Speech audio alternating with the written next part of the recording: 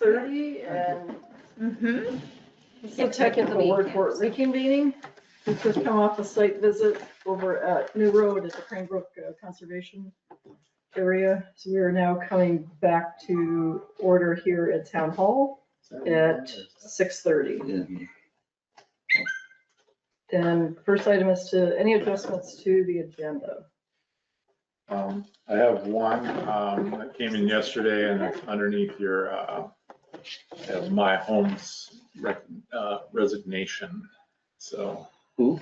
Maya Holmes, our zoning administrator.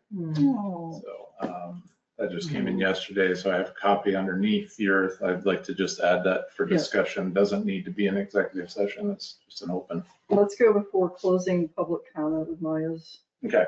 resignation. And I have Bob is gonna be after opening public comment regarding Tedford. Is that right? Anything else? All right, let's move to opening public comment. Is there anybody online? Nobody here. No one online, no one here. All right, let's go now to Bob. I prepared a little statement that I'd like to read on the record, and I can send a copy, certainly to Brad and Donna, so it can be put into the record. For those of you that didn't know Ted was a longtime resident of the town of Underhill and was a former select board member. So I prepared a little statement to read tonight. I'd ask that we observe a moment of silence in memory of former Underhill Select Board member Ted Tedford. Ted was more than someone who served this community. He was a good man, a good neighbor, and a good friend. My family first met Ted, Marie, and their family more than 25 years ago. Shortly after they moved onto the Irish Settlement Road, where the old Northrop and Fuller Farm were, and where Dave and Donna Martin now live. Our families became friends quickly. I can still remember accompanying my grandmother as she would stop by to visit with Marie and their daughter Lori. Those visits became some of the memories that have stayed with me for many years.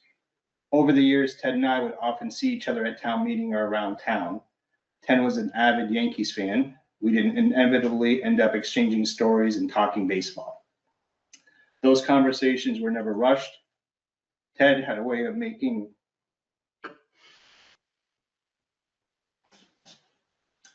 every interaction feel genuine. He was a gentleman in every sense of the word. Kind, thoughtful, and humble. And someone who had a remarkable ability to exchange with people. He was the kind of neighbor that many people wish they had living next door to them. It's hard to say which parent Lori, their daughter, got from because her beautiful smile from, because both Ted and Marie both had that naturally drawn in them. There is an old Irish saying that says, he who has a good neighbor has a good friend. Ted lived by those words. He wasn't just a good neighbor. He was a true friend to so many in this community. On behalf of my family, I offer our heartfelt condolences to Pat, their daughter, and the entire Tedford family. We hope that in the days ahead, that many memories you shared with Ted bring you comfort and peace, just as friendship brought joy to so many of us.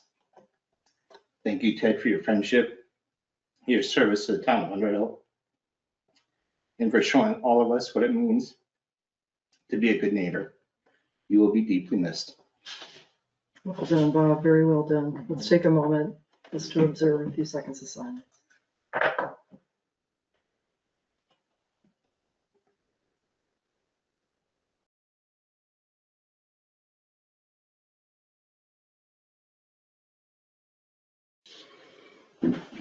Okay, Brad, with Ted being a former select board member, I think it's appropriate to send him a card on behalf to the family on behalf of the entire select board. Sure.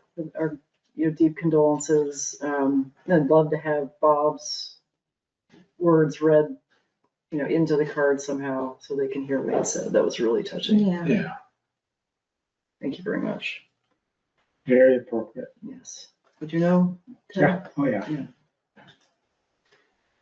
They wrote on the paper for many years, Right. not a villager. And There was a really nice message about him on Front Porch Forum today. He Yeah. sounds like a really wonderful guy. yeah, sharp right up into the end.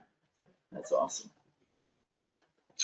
Okay, Um, let's go to budget article petition and discuss November ballot. So in your packet is the petition that's been circulating. I did have a motion for you, Patty, on that piece of paper over there. Okay. So we have the opportunity, free of charge, the state will post town-related articles on the November ballot. So we can have it put there free of charge. If you decide not to do that, we'll have to, the fee would be roughly $4,500, I think Sherry said, to produce separate ballots and to mail them to everyone. So if you don't know, in November or before November, we're doing the primary on August 11th. And then once the primary is set and the main ballot is set, everyone will be mailed the ballot. So the entire voter checklist will be mailed the ballot.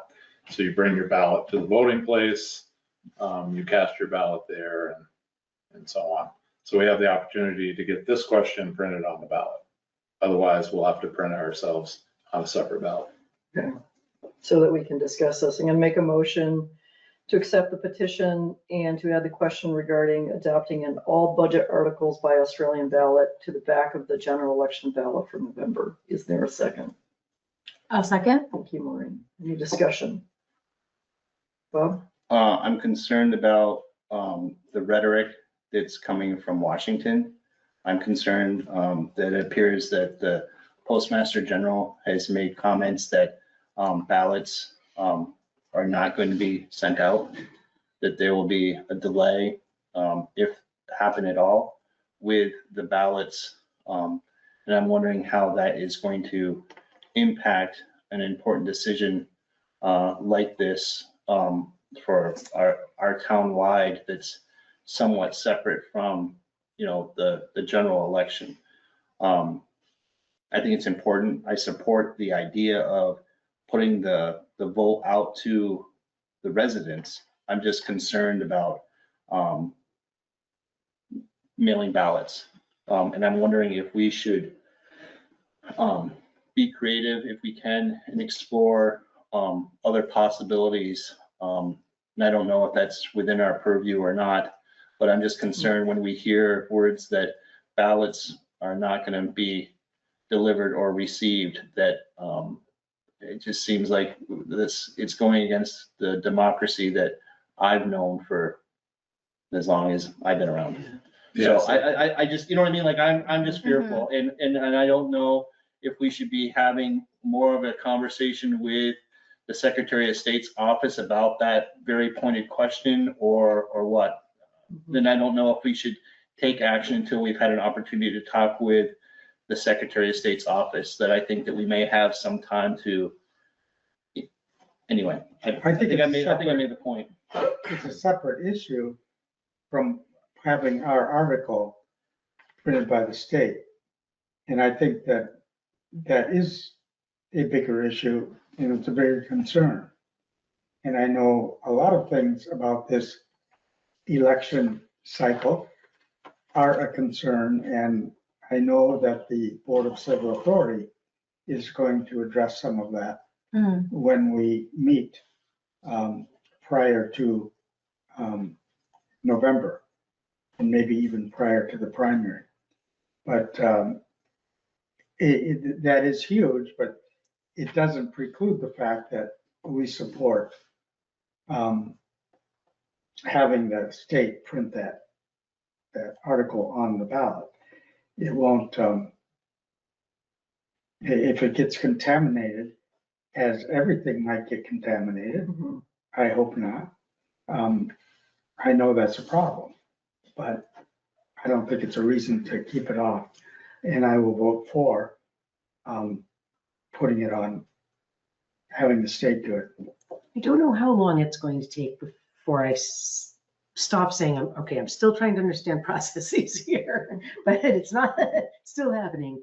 If this weren't an election year and there wasn't an election happening in November, when would this petition, We would have to hold a special town meeting why? because it's a petition that you have to accept. And when a petition is, so forthwith, you're supposed to have a special town meeting for a vote. So, And the this still timing is- of where a petition gets voted on depends on when it's submitted. For example, the last petition that I saw was the, our updated pledge. Palestinian- Yeah, So that was a little different. That was a advisory article. This okay, is not advisory. okay. So this has to go in front of the voters. You have no choice. I thought- And forthwith, you're supposed to have a special town meeting. Do it However, quickly. the petition specifically states Mhm. to have it done in conjunction with the November 3rd election. So we will Okay. still have to have a informational hearing. So Okay. people will come, Okay. and I'm expecting that to be heavily attended. I hope Mhm. so. Because I think there's strong opinions both sides. Yeah, And I envision that being heavily attended, but we'll have to have that informational hearing. As far as the ballots being printed, the Secretary of State of Vermont is printing these ballots, no matter what the federal government says. This is majority a statewide election. So we have governor, lieutenant governor. The federal government doesn't have control on the state of Vermont. So however that happens, maybe the federal ballot, I think, is separate. I haven't even, I should know this, but I'm not sure who's even on the federal ballot for the primary. Well, they're Vermont, they're like the Yeah, House of right, the House of Representatives, but anyway, I'm not opposed to putting the question before the voters and going through the whole, informational, that's not my concern is that, that we are going to be, I'm concerned about the, wanting to do this and then not being able to get the results we want because of the rhetoric that's coming from Washington as far as there potentially being a logjam with, ballots being put in the mail. So if we are investing all of this energy, in conjunction with the Secretary of State's of, printing and mailing ballots, it's just like, should we have, or should we be thinking about some type of alternative to that in the event that something that doesn't work? Yeah, You I know, don't think that's within this board's purview. So you don't control elections. However, and I'm kind of speaking a little bit just from what I know. So we're going to have statewide ballots, right? So they're going to be lieutenant governor, those are getting printed and mailed to everybody. I would assume on the back of the statewide ballot would be the local question. The Mhm. federal ballot is a separate matter, right? So Yeah, no, we're local- going to go through and we're going to mail ballots to the Secretary of State has said it. The timeline is short. So the only thing that Sherry told me, he said, the only thing I need is permission from the select board to add the question, because it's your question, Mhm. to the ballot.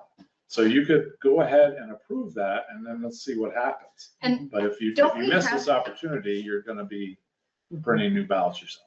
And spending Yeah. $4,500. I guess the other thing about the mail issue too, like there's extra ballots here if people don't bring their ballots from We have home, right? ballots now, right? Yeah, So if they but come like- in to vote early, we have ballots. Mhm. And the state is paying the bill for mailing ballots to everyone.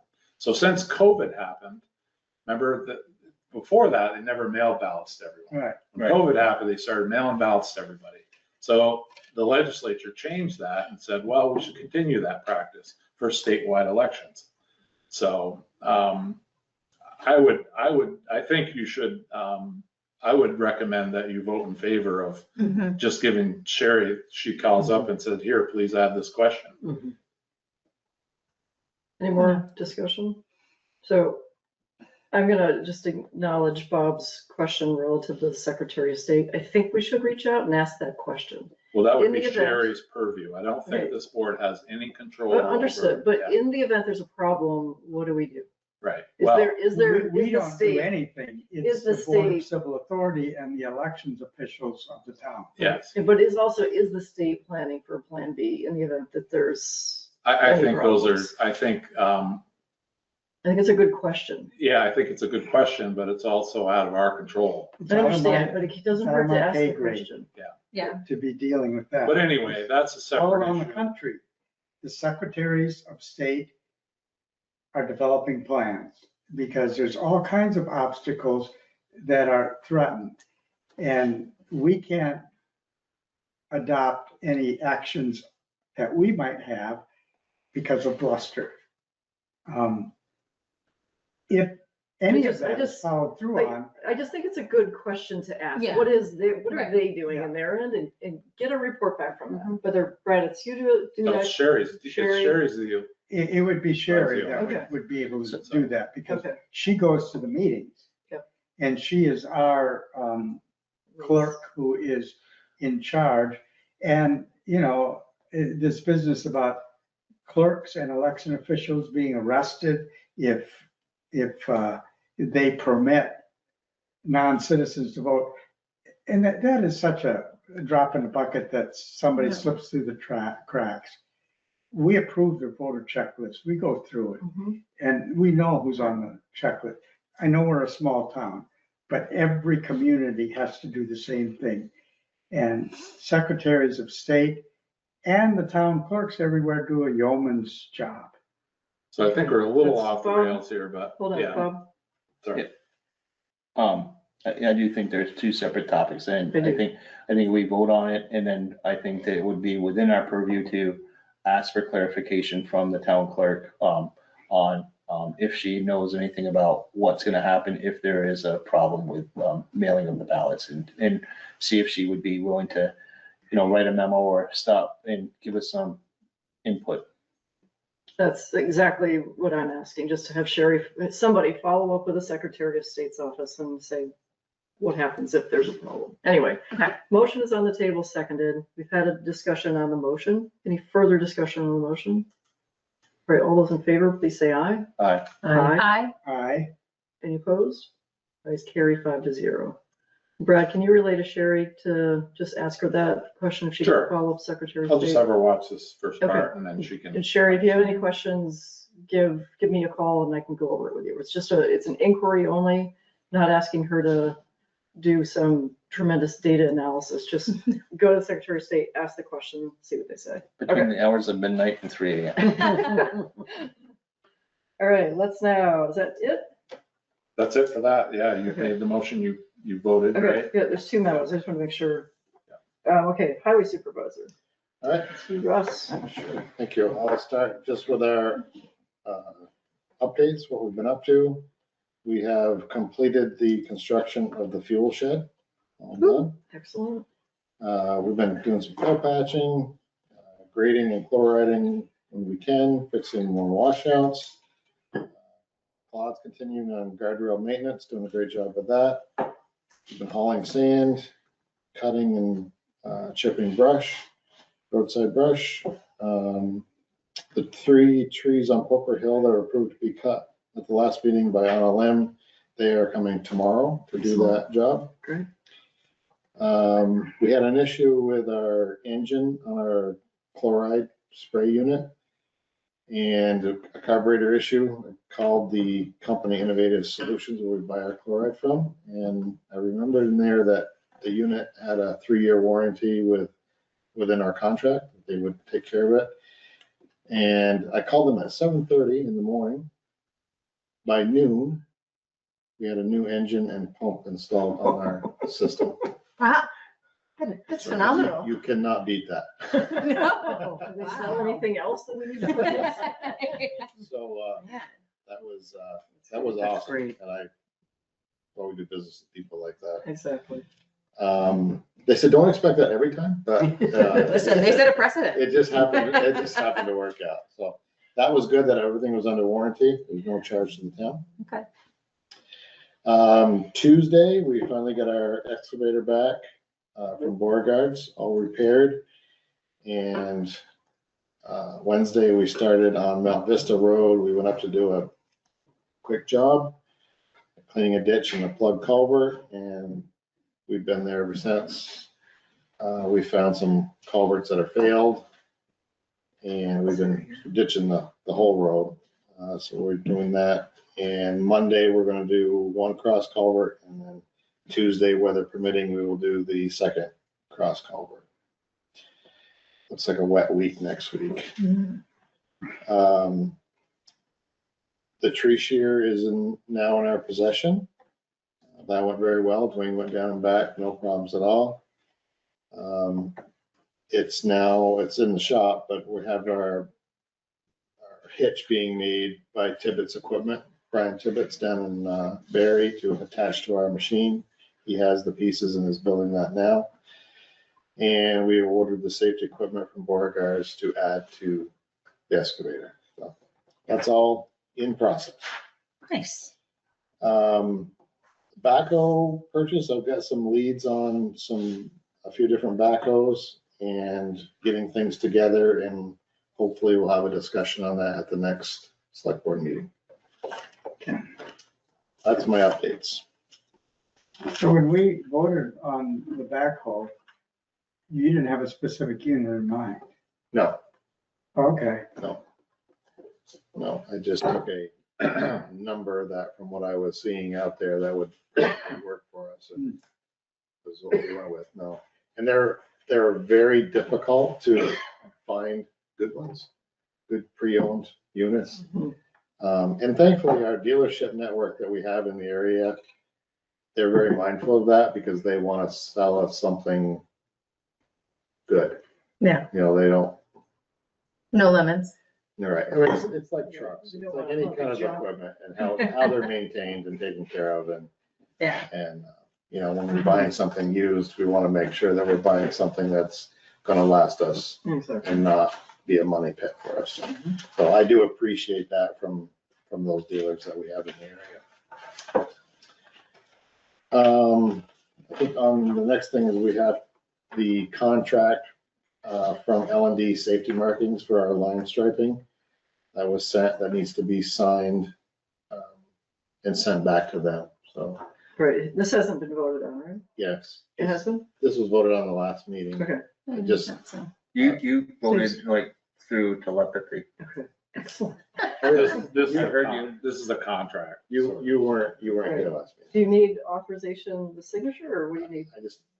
We need to get it signed, 2 signatures. So I talked with Brad, he says we should bring it up at the meeting and let, I would say, the chair and the vice chair, maybe. Sure. Do you need a vote on that, or?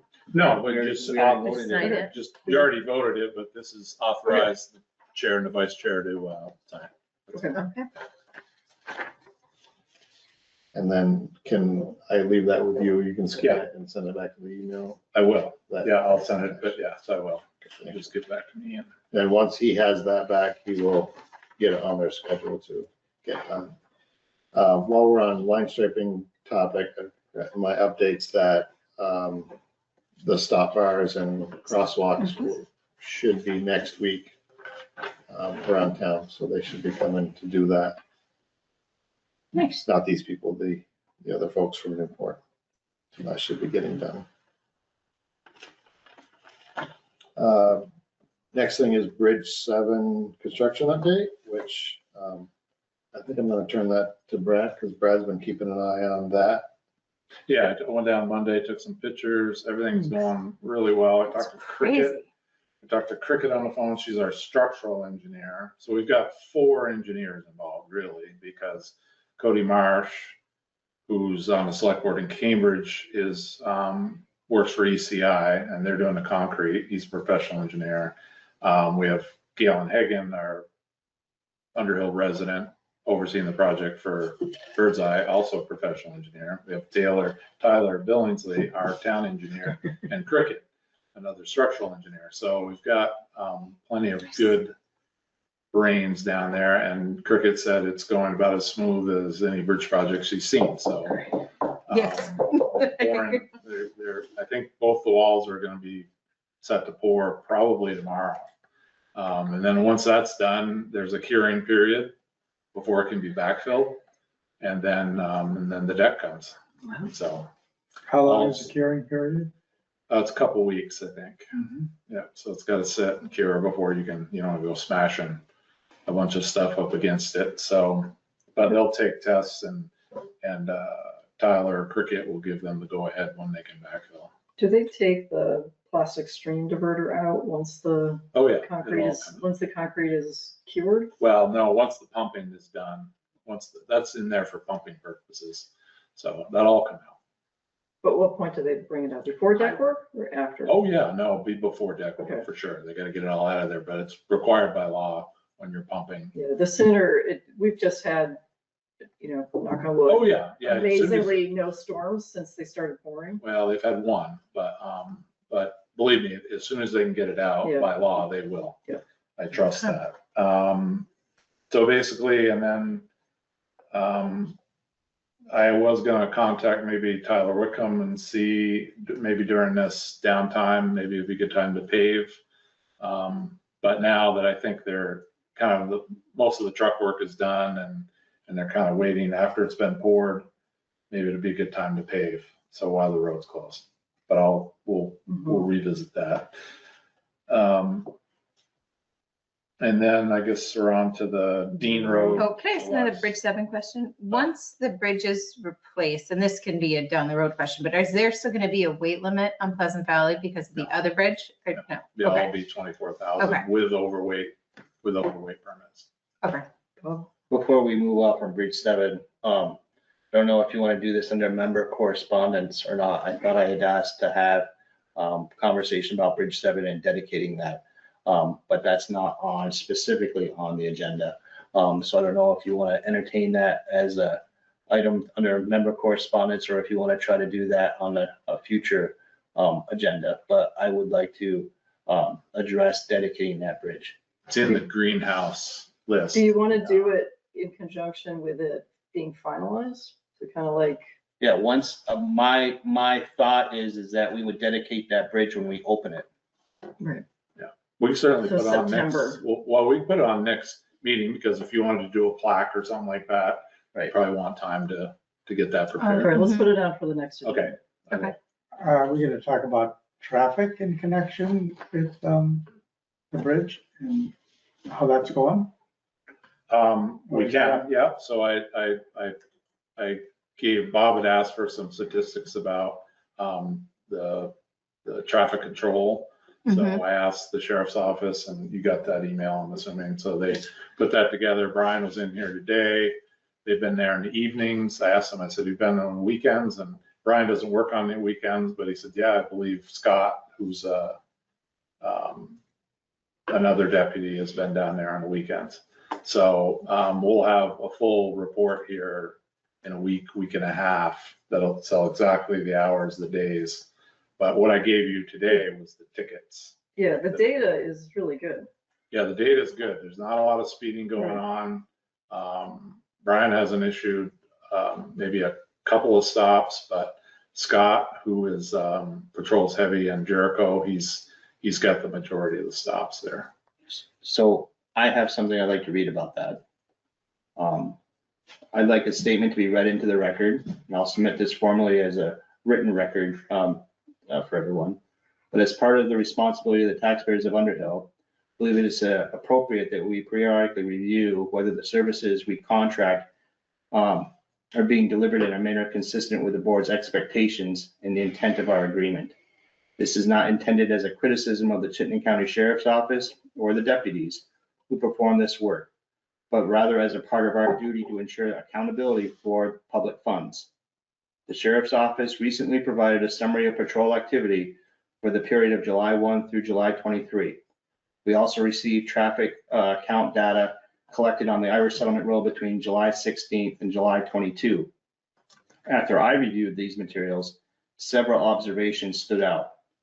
First, the activity report documents approximately 10 traffic stops and 8 directed patrols during the reported period. Nearly all the documented traffic enforcement activity occurred between the hours of 8 a.m. and 3:30 p.m., with little or no documented activity during the late afternoon, evening, or nighttime hours.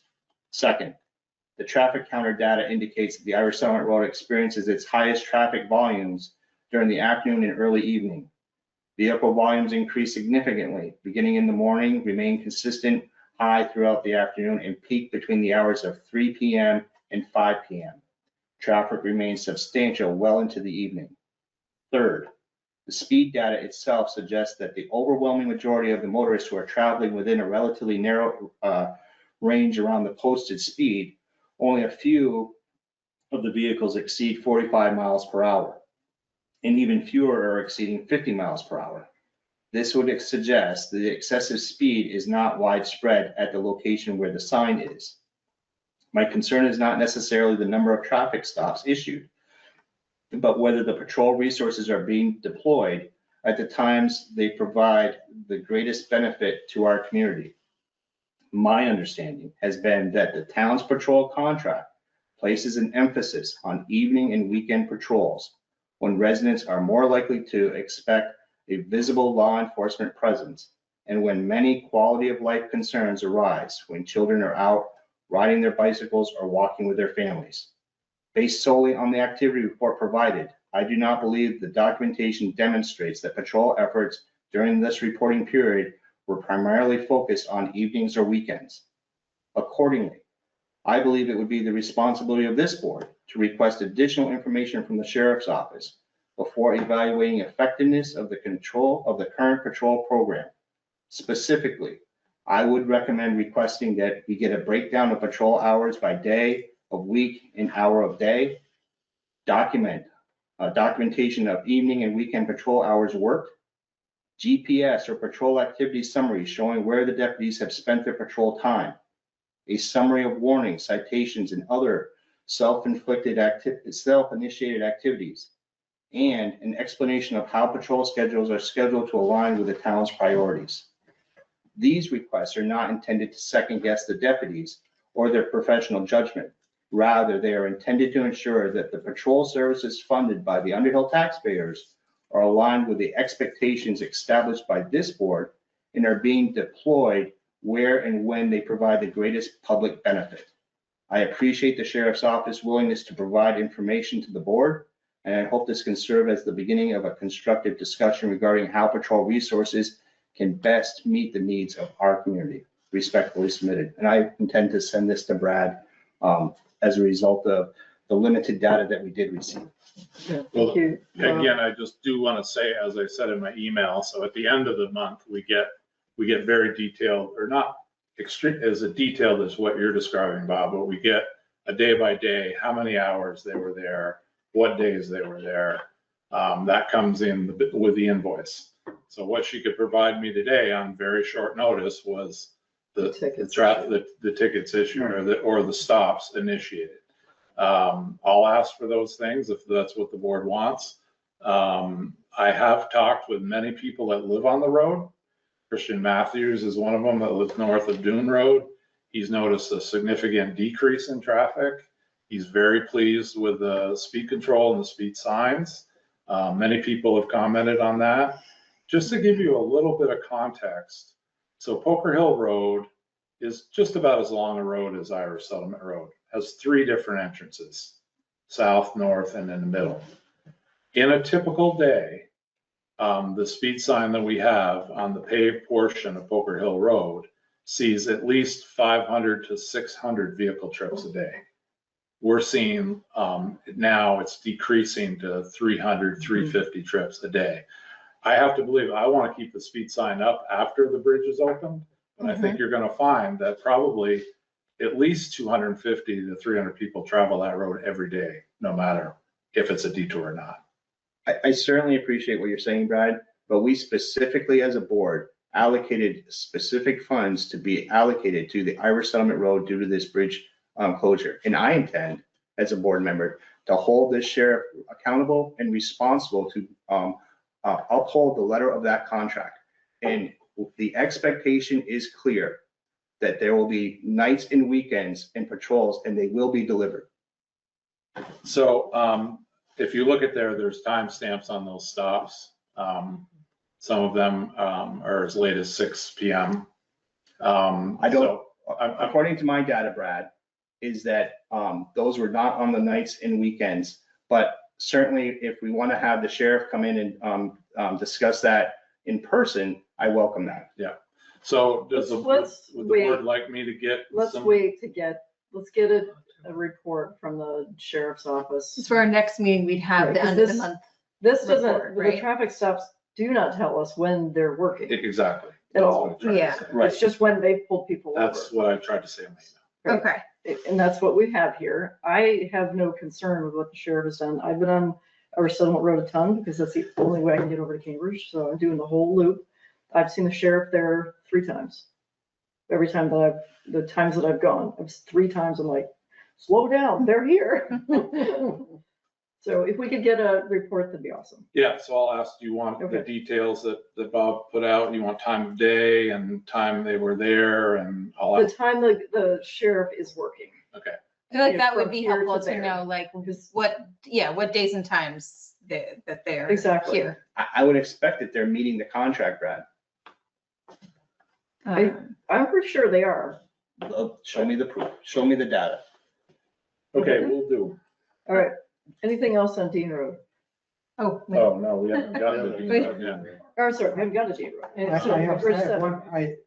a person who lives on the lower end of, or upper end, as the case may be, of Irish Settlement, the Cambridge side,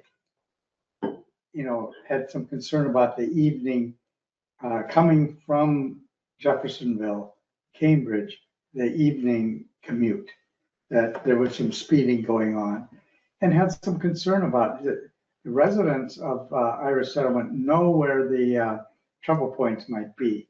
The curves where you might meet another car, and people who are from out of town or don't travel that, they don't know that there's going to be a car perhaps around the corner or a driveway.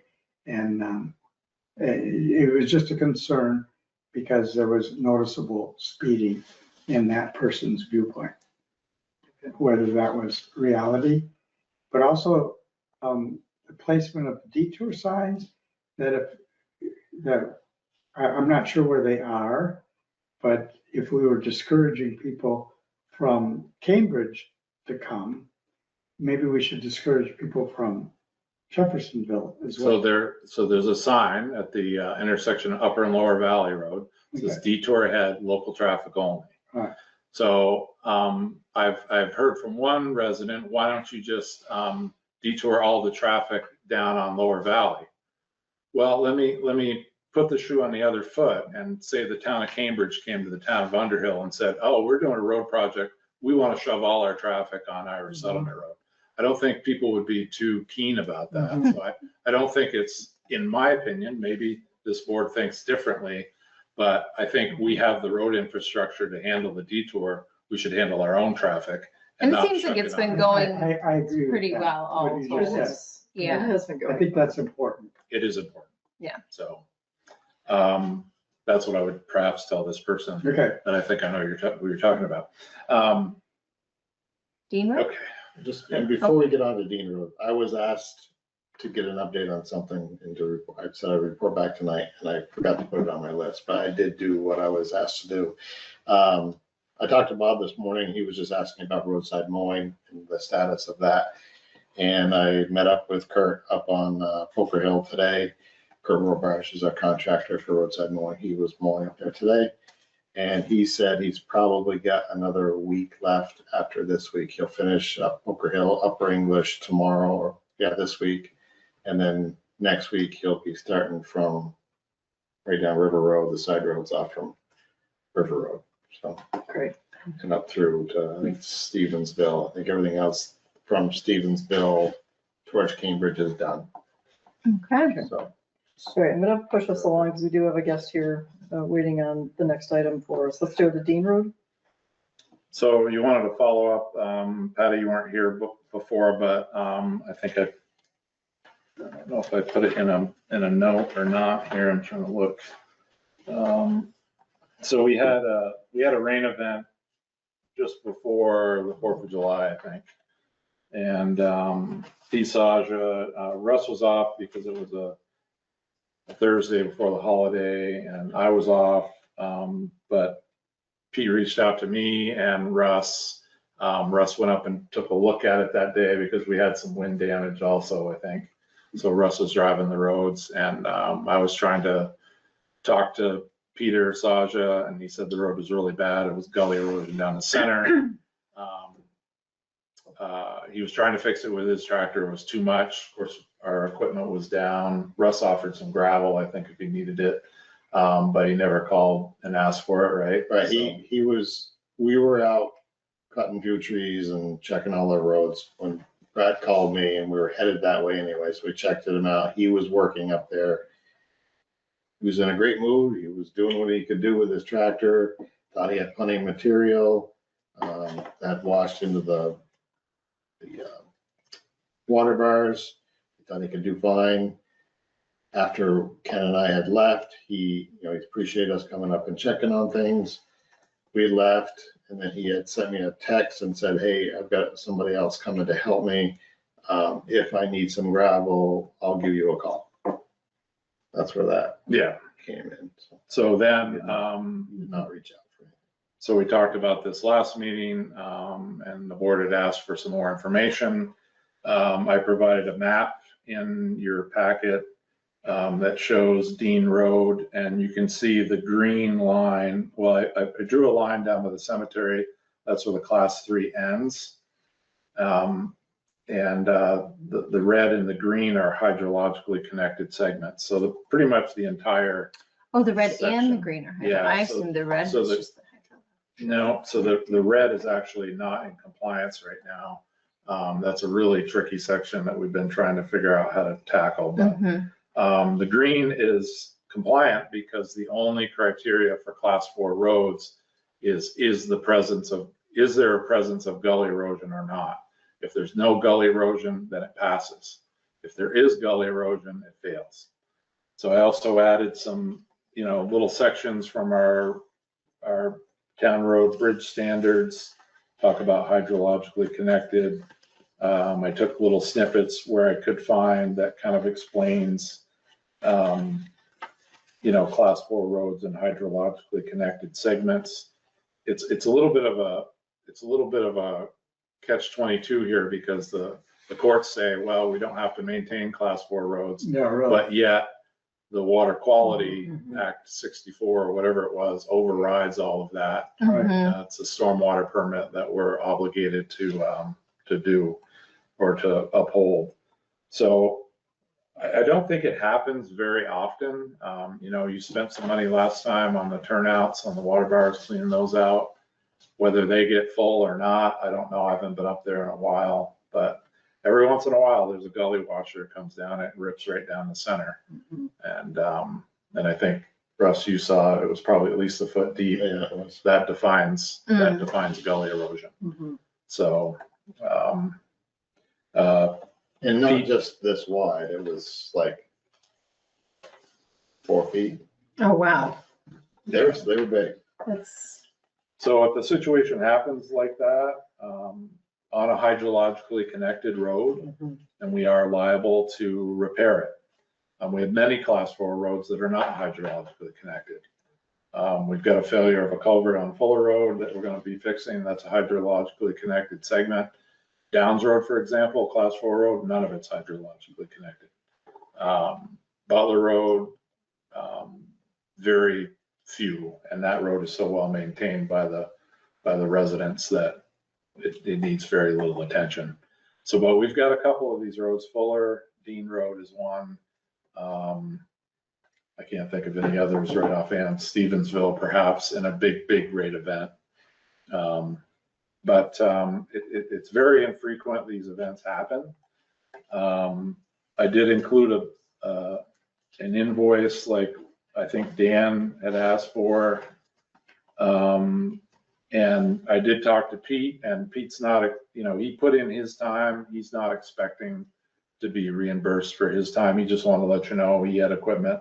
But he did have this person come out of Starksboro or wherever, and yard jacks, and he charged him $900 for his big tractor for whatever long it took him.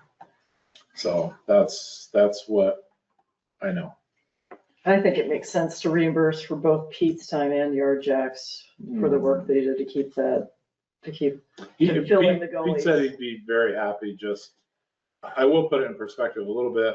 Many times, a lot of us have, I've lived here my whole life, and there's been plenty of times where I've worked on a town road or cut trees out of the road even before I worked for the town. And many people do what they can on the road. Pete just wanted to relay that, so he works. Yeah, and I think other class 4 road individuals around town, Yeah, they step up and do things, and, so.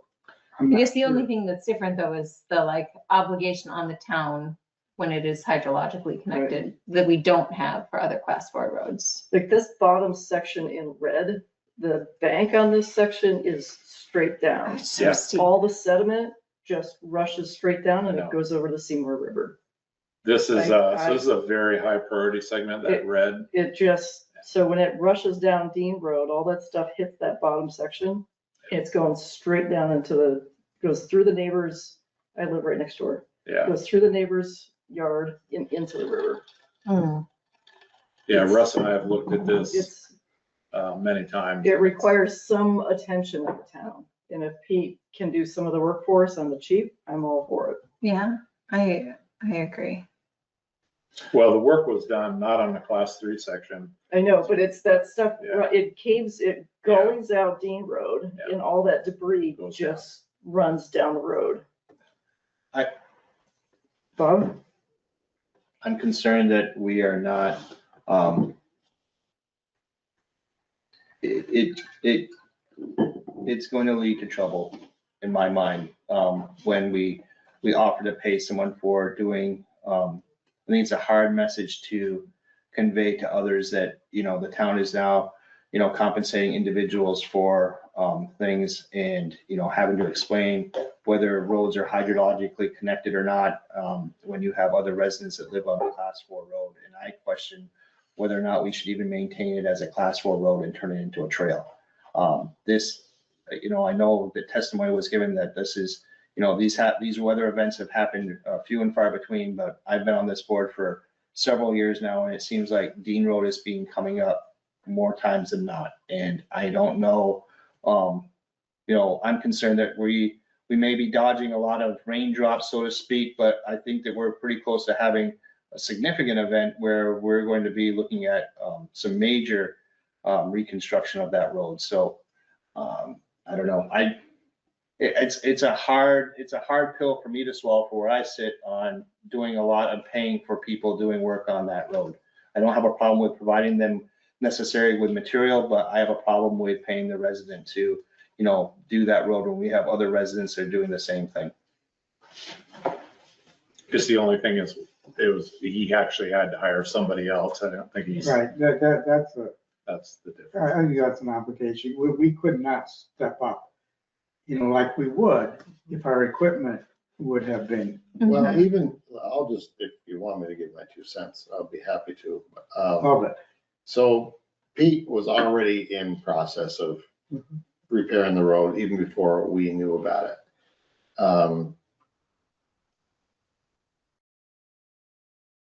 When Ken and I got up there, he was good with what he was doing, and so I really don't think that the town got to that opportunity.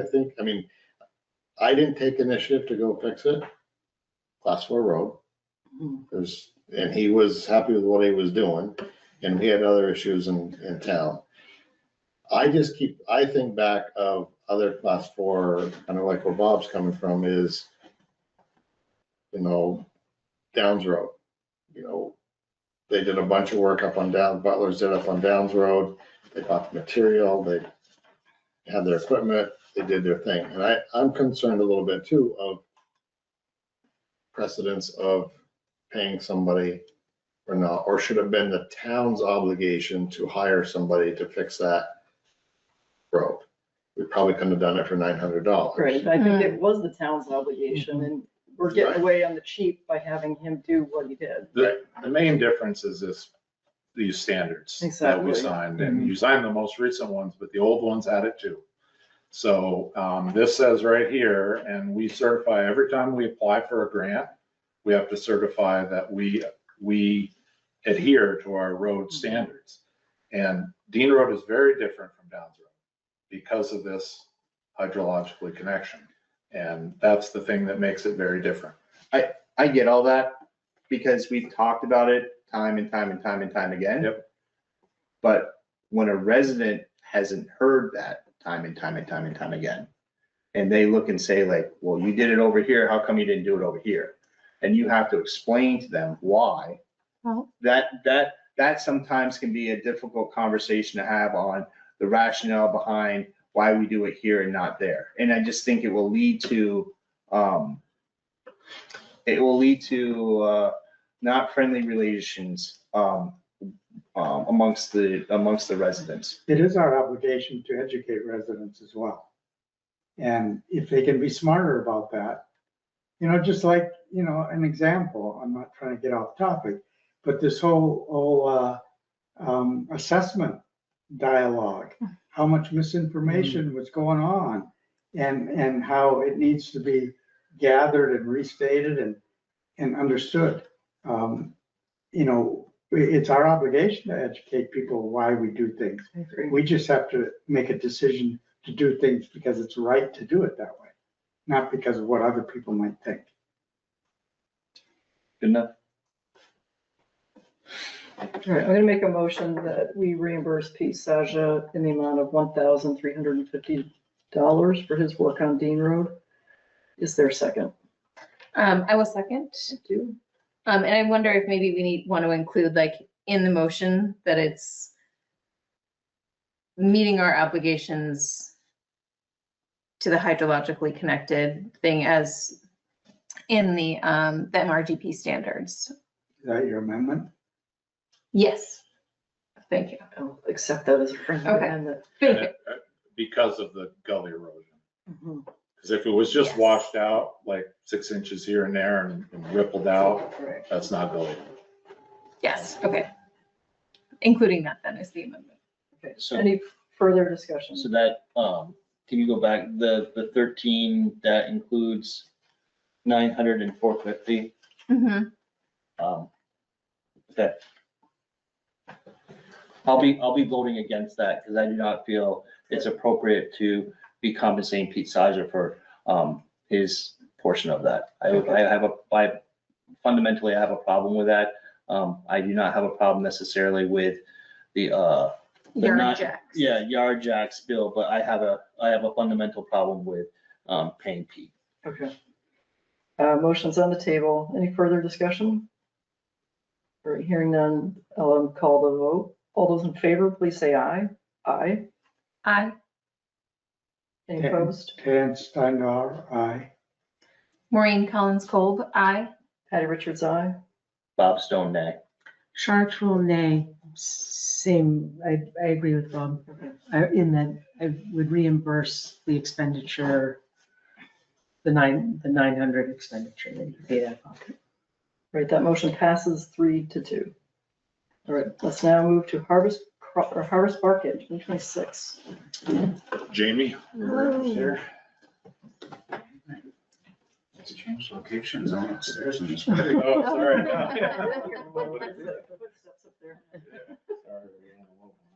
It's okay. Welcome. Yes. Oh, Good evening. Yeah, so I'm here looking for approval for this year's Harvest Market Festival for the United Church of Underhill, put on by the United Church of Underhill. And I'm looking for approval for a few items. They have to do with our submission to both VTrans and the Vermont State Police for our assembly permit. But we're looking for approval to place signs along Route 15 for no parking, the west side of Route 15.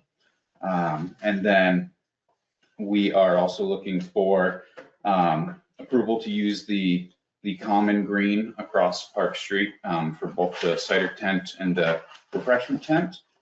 And we're also looking for approval of the traffic calming cones again, like we did last year. Seems to be working great for Park Street.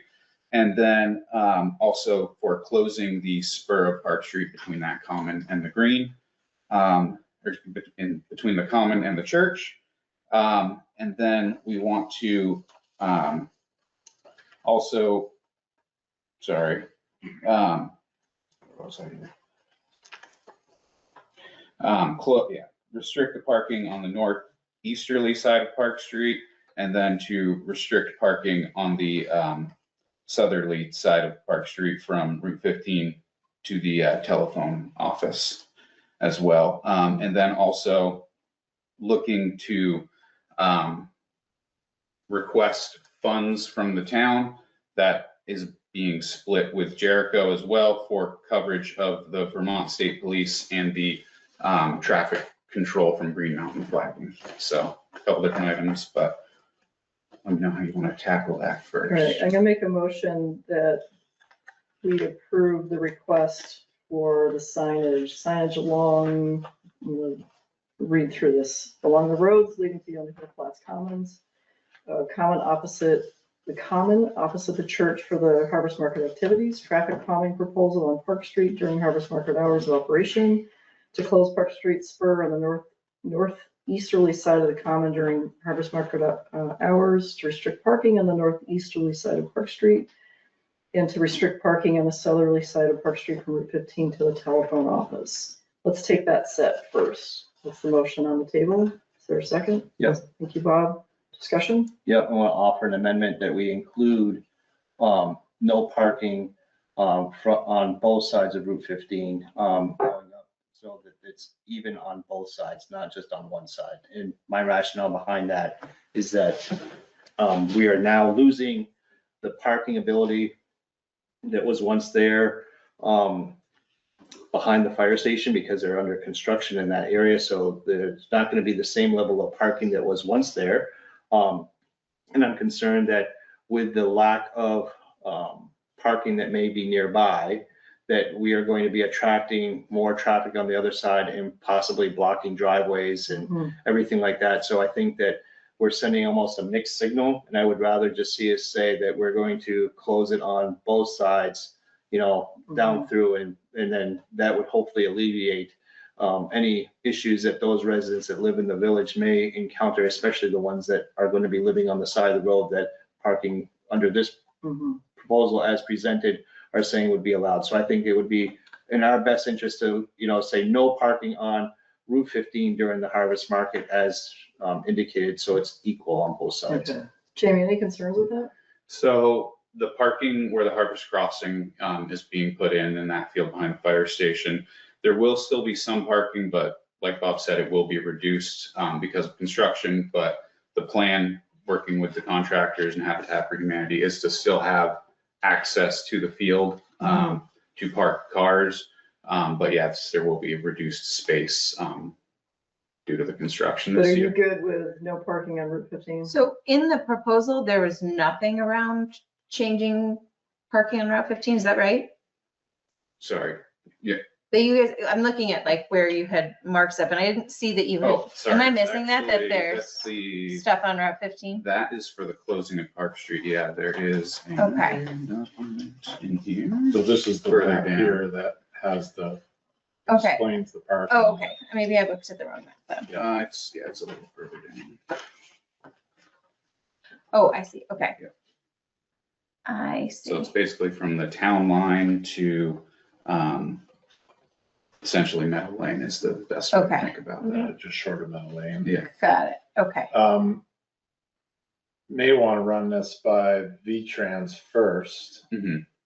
I'm assuming they would have no problem with it. Right, yeah, their main concern is making sure that the road is open if there's emergency vehicle traffic Mhm. that needs to go through.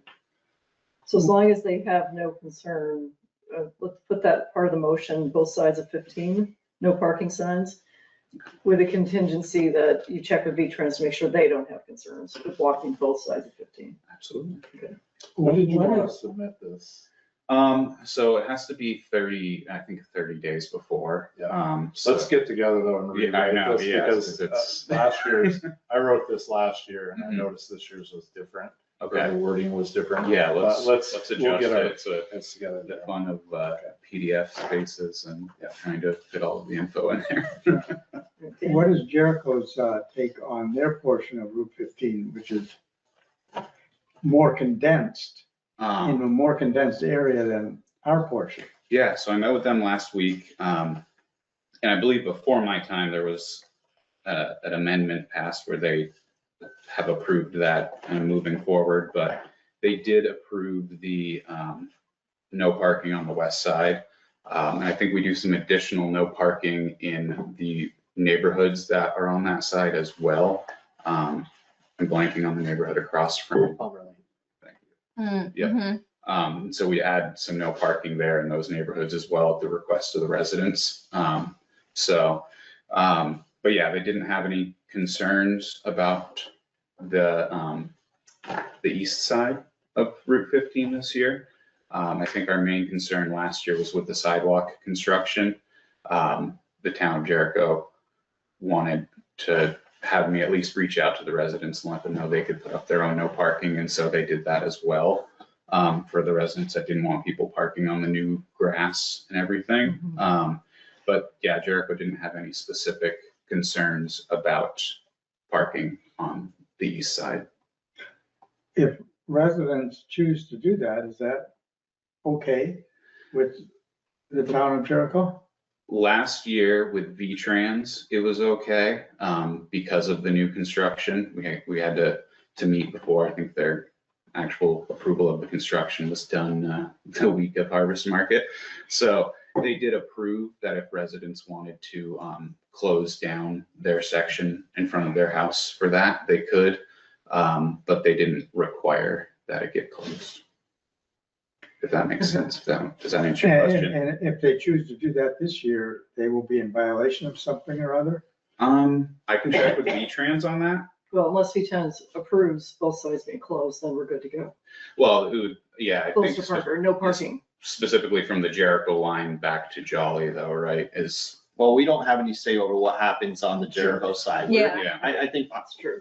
our focus But it is is- largely in the town of Underhill, but Dan's question was, I think, directed on what's Jericho doing and Right. Yeah, I think it's Continuing that. fair to avoid confusion where we can, but I understand our position and I support that position Mhm. of no parking on either side. I think it should be universal.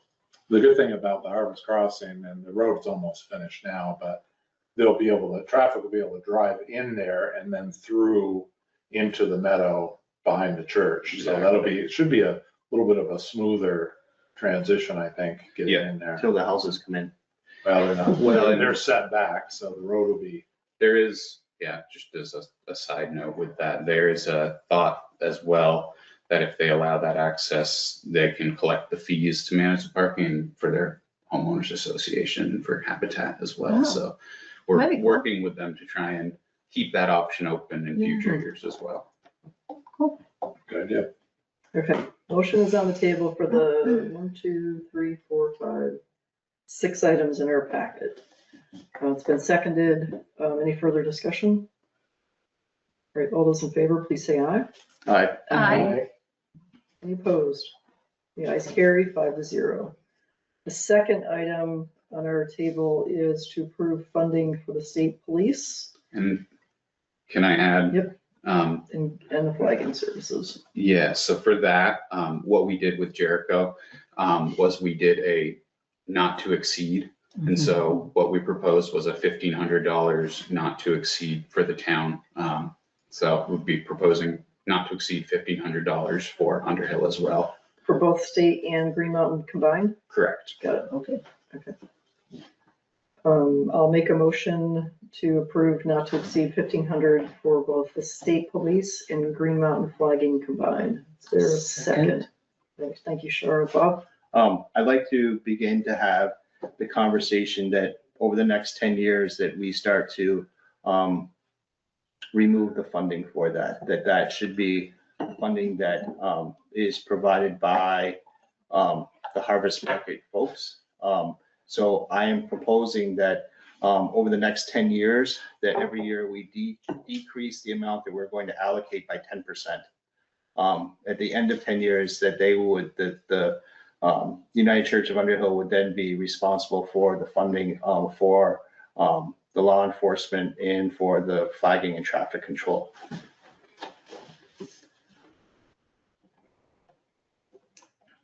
All right, could we vote first on this year, and then if you want to put a motion on the table to decrease it? You want to do it that way? Whatever you want to do. If you want to add it as an amendment and see if we get a second, or if I can make a motion and see if I get a second that way. But I guess I'm just thinking that we have funded this for many years, and I understand that this is a big thing that has happened for many years, but it also comes with a cost that the taxpayers, I don't know that necessarily should be paying the brunt of that every year. And I think that we should come up with a way of slowly, decelerating, over a longer period of time to say, like, eventually, you will need to, it's your event, you would need to pay for, this service. I mean, that's my rationale, is just like, Yeah. Let's take them as two separate items though. So Okay. I'd like to think about it. But let's take it this year for the funding, not to exceed $1,500, been seconded by Shara, on the table by me. Further discussion? I support the allocation of the $1,500, right? Okay. And I support the whole harvest market thing. I just think that we need to come up with a plan to start to encourage them to, lack of a better term, grow some sea legs to, support this on their end. All those in favor of the motion on the table, please say aye. Aye. Aye. All right. Any opposed? The ayes carry 5-0. So I'm gonna move that, that we begin to have the conversation with the harvest market group, that moving forward, that the town of Underhill will be moving to work out a plan of not funding, the law enforcement and traffic control measures for the harvest market, and to decrease that, I'm just gonna say 10% per year over a 10-year period. So next year, we would reduce that by $150. Mm-hmm. If we're allocating $1,500 this year, then next year we reduce that by $150, and then eventually go down to zero. I see the harvest market as like a community event that brings people out. And for me, I think it is a good town expense because it is so much of a draw of both Underhill and Jericho. So I'm personally happy to continue to support it. It's de minimis in terms of our overall budget. But that's just my thinking. I'd want to think more about your proposal, but that's where my head is right now. Yeah, I'd also be concerned. I just feel like there is a public safety obligation that the town has. Even though it's not a town event, it is a community-wide event. I think it's different than like a private event venue that's a for-profit, like concert, for example, that brought that many people, and it was a music festival that like was a whole, I think that I would probably feel differently about than something like this. That's, Yeah. I agree. That's my reaction also. And the impact on even people of the town who aren't doing harvest market, you can't get out of town without going through harvest market. And therefore, police and traffic control measures are useful. I also think it is such an important event of our community. It's thought of our town, and it's a really small contribution out of our total budget that we make to support this. I do think it's worth asking the question though, on like every line item on our budget, like, is Yeah. this, just because we have been doing it, Right. like, given the concerns around, like, our tax bills aren't going down, I think it's worthy to ask the question on every item. I feel comfortable with this one, but I appreciate the, Good point. you know, Yeah. I follow Patty's lead of kind of wanting to think about that for a little bit. It isn't the United Church and the Harvest Market Committee who has created this monster. You know, in a good way, and I'm sure that the Harvest Market Committee said, what have we done? And the citizens of Underhill and Jericho have all dived in. Yeah. And it is for that reason that the town is needing to step up a little bit more and, you know, provide some security. You know, this is not a comparison at all, but the Select Board of Foxborough needed to approve having events at the Boston Stadium, as it was called, 7 events, or they would be obligated for $7 million security. But people did step up. We aren't talking those. And that way. But anyway, it is a bigger thing than it was in 1980 and before, when it was created. And, you know, probably, you know, the comment, what have we done? It's So Jamie, I'm gonna turn it over to you. What do you think about the idea? I was just going to add, we have received input and feedback via email from residents as well. One, asking if there was going to be any traffic control. So, and then also just being happy that there is traffic control. So there is kind of a vested interest from the residents to have traffic control there. So I don't know if it's, you know, I think the idea that it is in the town's best interest and the residents' best interest to help support this so that we can smoothly and safely get through the weekend with all the people that show up. That would just be my feedback that I've received from people in my short time here. All right. Anything else on Harvest Market Crossing? Market, too much. Too much. We're gonna go on to the next thing. Harvest Market. Okay, thank you very much, Jamie. It's for your running Harvest this. Crossing is on our It is agenda next. later. It's next. So there we go. Thanks. Okay, we'll get thanks, together. Jamie. Perfect. I'm off. I'll be back Wednesday. So we'll Sounds get good. together on. Excellent. Thank Thank you. you, everyone. Jamie. Thanks, Jamie. Okay, now we're on to the Harvest Crossing implementation. So, pleased to announce that we, the church and the town have been awarded $822,000. So we got the extra, we had the 500 already. And then, we went back up. I went with Dan and, Al, and the 2 Dans and Al, or Dave, Dan and Al. And we, met in front of the, Vermont Community Development Board. So they agreed to do the extra 322,000 to cover the shortfall. That's amazing. So we have a grant award. I have spoken with our town's attorney. The only difference I have, or the only thing that changed a little bit based on Dave Rue's recommendation, was to, on the PM1 form, where you actually, it's a resolution where you accept the grant. He suggested that we not have my name on both, that we put the select board chair on the number 3 as the chief executive officer, just in case something happens to me or, you know, we have a backup.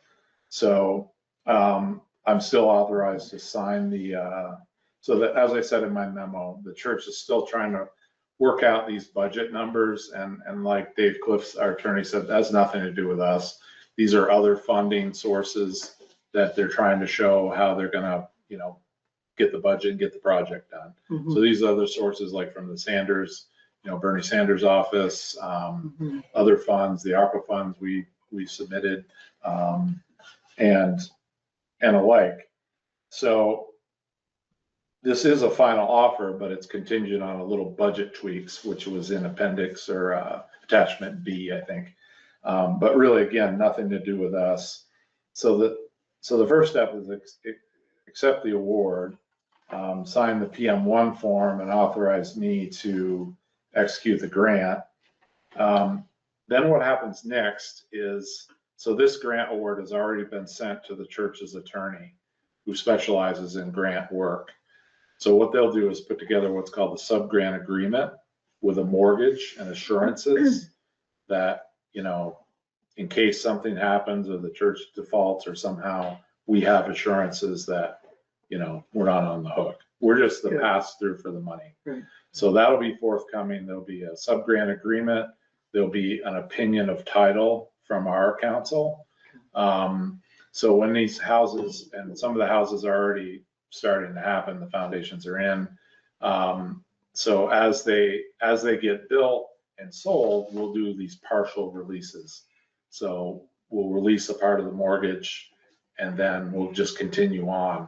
But as I said, as I convinced or just reassured you and the church, we're going to close this grant out with the church, even though Green Mountain Habitat is doing the building.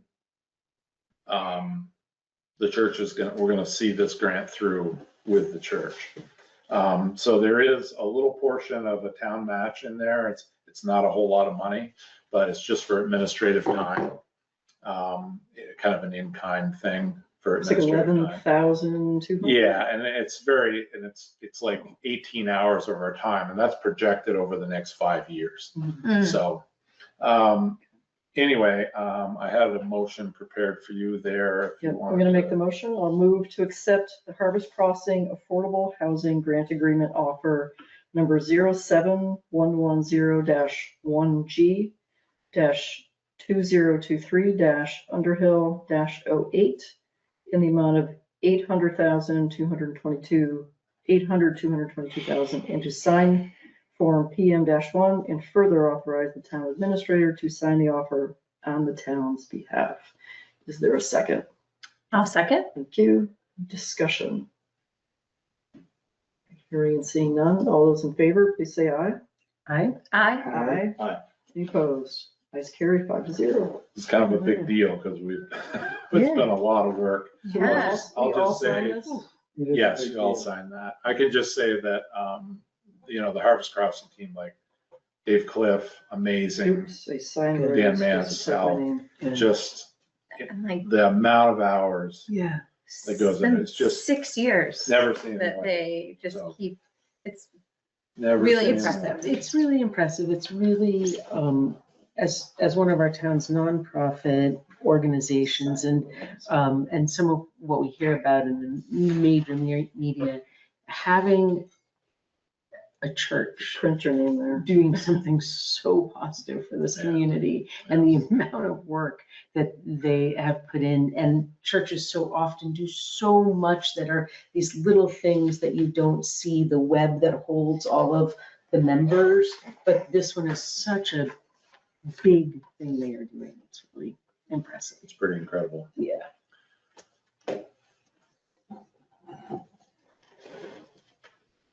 Yeah, at the dedication, both Brad and I recognized the team for their leadership and their perseverance, because it takes somebody to lead something like that to get it done. It's like, here's an idea, but you gotta lead it through. For 6 years. Yeah. And it sounds like, That's 6 years of action yeah. before all these ideas. Exactly. Years of To be at ideas. like building of buildings now is, Yeah. that's Can you just really, white out my goof up? We'll just, it's fine. Were we missing a signature here? I don't think Sorry, Charlotte's. sorry. I was like, where? So. Okay, anything else on that? No, but like I said, more to come. There'll probably be, hopefully be a time made for your next meeting, but we'll see. So, Okay. All right, it is 7:49. I'm gonna try to push us through here. We have town communication and social media outlets. I asked this to be on the agenda. With all the front porch forum posts about the tax implications, I asked maybe fairly late in the process to have Amanda put something out Mhm. rather than Anton representing the town and other people. I don't know all the names of the people who they are, if they have history with town administration, but there were some people that kind of knew what they were talking about. And lots who did. But there's nothing official coming from the select board, Mhm. staff. So I didn't feel like I could represent the details of the tax calculation. So I asked Amanda and Brad if they could put something out. And Amanda was a little uncomfortable, so they assembled the team.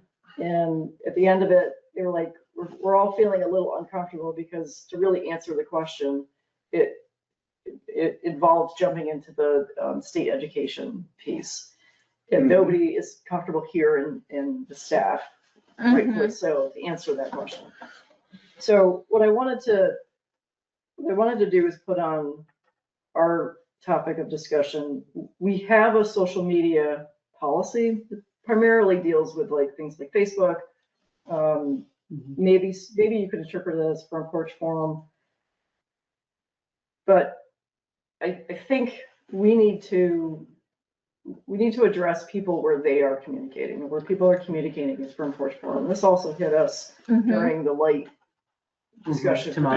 Yes, yeah. And I felt like our silence is not helpful in this situation. Also in our packet, at the end of our packet, there's a very great piece from the school administration about the tax stuff. And that really is what should be hitting front porch forum soon, to explain why people's taxes went as high as they did. But I just feel like having nothing from either the select board or town staff feels like residents are like, is anybody out there? I'm communicating and I'm not getting anything official from an official body. I want to put it out there to this group. Like, I don't feel comfortable as a select board member representing the entire select board. We'd have to have a meeting. If there was any messaging that we were putting out, it would have to be agreed to, because I'm one of 5. I'm not the select board. And staff can certainly represent details of the CLA and what the appraisal process was, but they're not going to represent what the full picture is of the implications of the tax issue, because it's the education side. Same goes for, we wouldn't want the school to be talking about our budget, right? So, That'd be true. And you make a really good point of, it sounds like the select board is radio silent. Yes, it looks like we're Because just, we're not, and Right. because we have meetings every 2 weeks and these things happen and catch on fire in 48 hours. I don't know. Yeah. I understand the idea of having people be informed, but I think there's a small populace of residents that are utilizing that medium. That doesn't mean that it's a large percentage of them, but there are certainly some. I guess I'm kind of wondering, like, it seems like we need a public information person and we should be encouraging when something like this happens, that maybe we should offer a public information hearing, and we should, work in conjunction with our partners from the school district and have an informational hearing outside of the select board meeting, but we could try to facilitate that with having people that are knowledgeable about that to discuss this. And if they can't answer the questions during that process, that, we have another one that we can continue to have that dialogue so that people are informed. But I don't know that, responding in social media is the appropriate place to be discussing this. I think that, we do a fairly decent job, but can we do things better? Yeah, and I think that, how we can do that better is possibly by having public informational hearings and, working with MCTV and, putting YouTube videos out that would be informational so that people can get accurate information instead of getting information that is not necessarily factual from residents that are misguided somehow, that they're going based upon, not accurate information. And I do think it's our responsibility that when we see misinformation going out there, that we offer some type of solution to offer accurate information. I don't know if it's necessarily Brad's job, Sherry's job, Jen's job, but maybe we ought to look at, public information. And I'm not putting Dan Mans in the hot seat, but he's like the moderator. So I'm thinking someone like Dan that is a good public speaker that, in conjunction with Dan, we would have like a page or two informational handout and offer an informational hearing to discuss, why the taxes went up and what was the rationale behind that, so that people are informed and see what they get for feedback. But I just don't think there's enough information for people to understand why it happened the way it happened. So what I'm trying to do is maybe simplify this a little. I hear what you're saying in terms of, a bigger step, doing a public hearing. I just think that is, are people going to come? And I'm thinking about meeting people where they're at in terms of communication. Just a quick thing when you get a second. On Front Porch Forum, I think a lot of people communicate that way. And I think I'm a lot not- of people I'm not don't necessarily saying to- post, but read the things every day. Right, I'm not saying that we are putting out something to solve the question, but I felt we should have had something out there to say, we are hearing the comments and we are going to discuss and we're going to come back with more information to explain what's going on. I don't know, something. Yeah. But just the silence, if that's where a good chunk of cluster, not a small, good chunk of cluster of communication was happening, having silence from the town, to me, was not the right path. That's my opinion. So really, you've got three parties involved here, right? You've got the town municipal rate, you've got the school with the education rate, and then you've got the legislature. So the legislature, they're having meetings all the time, or monthly or bi-weekly or bi-monthly meetings. And this is a topic on their radar, right? So I did like what the superintendent put out. I don't believe we need to be talking about the education rate at all. But what I'd like everybody to do is go back home and open your tax bill up again and read the paperwork we put in there, understanding your tax bill. Okay, so if you read that, and then if you also read the reappraisal booklet you've got in the mail, there's all these resources to go on our website. It explains, we have YouTube videos when Tom was here doing the reappraisal the first time, explaining how appraisals work. All that information was sent to every single resident. But they have to read it. If they just open their tax bill and take out the tax bill and throw the rest. And the part of me wonders if we should just literally type that thing and post that on Front Porch Forum. Like, this is what was included. Here it is again, to understand the process. I do think what Bob said is true. There's usually your typical actors out there that you see from, and I think it is a very small majority. But you're right too. People read that, and then it might get them thinking. And that's the thing, right? Okay, so what that seems like that's not right, but there is no voice of authority that is there to present factual information. And I'm not saying we respond to every single post. No. I'm saying we put out once, here's the explanation. If you have further questions, encourage you to come in and talk to Amanda or Jennifer. And many people have. They've come in and talked. Yeah, and people do, and that's always been communicated. And I agree with you, Brad, when you say that this has been written. It is on the website. People don't understand it, and then they make up things about it. I'm hearing Okay, us so talk I'm about gonna- two Bob's different got his- things here. Bob's got his hand up. Sorry. So if you have a question regarding your tax bill, who is supposed to handle that answering of that question? Sherry or Amanda, usually, mostly Sherry handles the questions about tax bills Why? because it's her job. She's the treasurer. Okay, So why are we not engaging with Sherry to say, like, we are noticing that this is a topic of conversation. If we feel that it is your responsibility to answer these questions, why not ask Sherry, like, what do you think?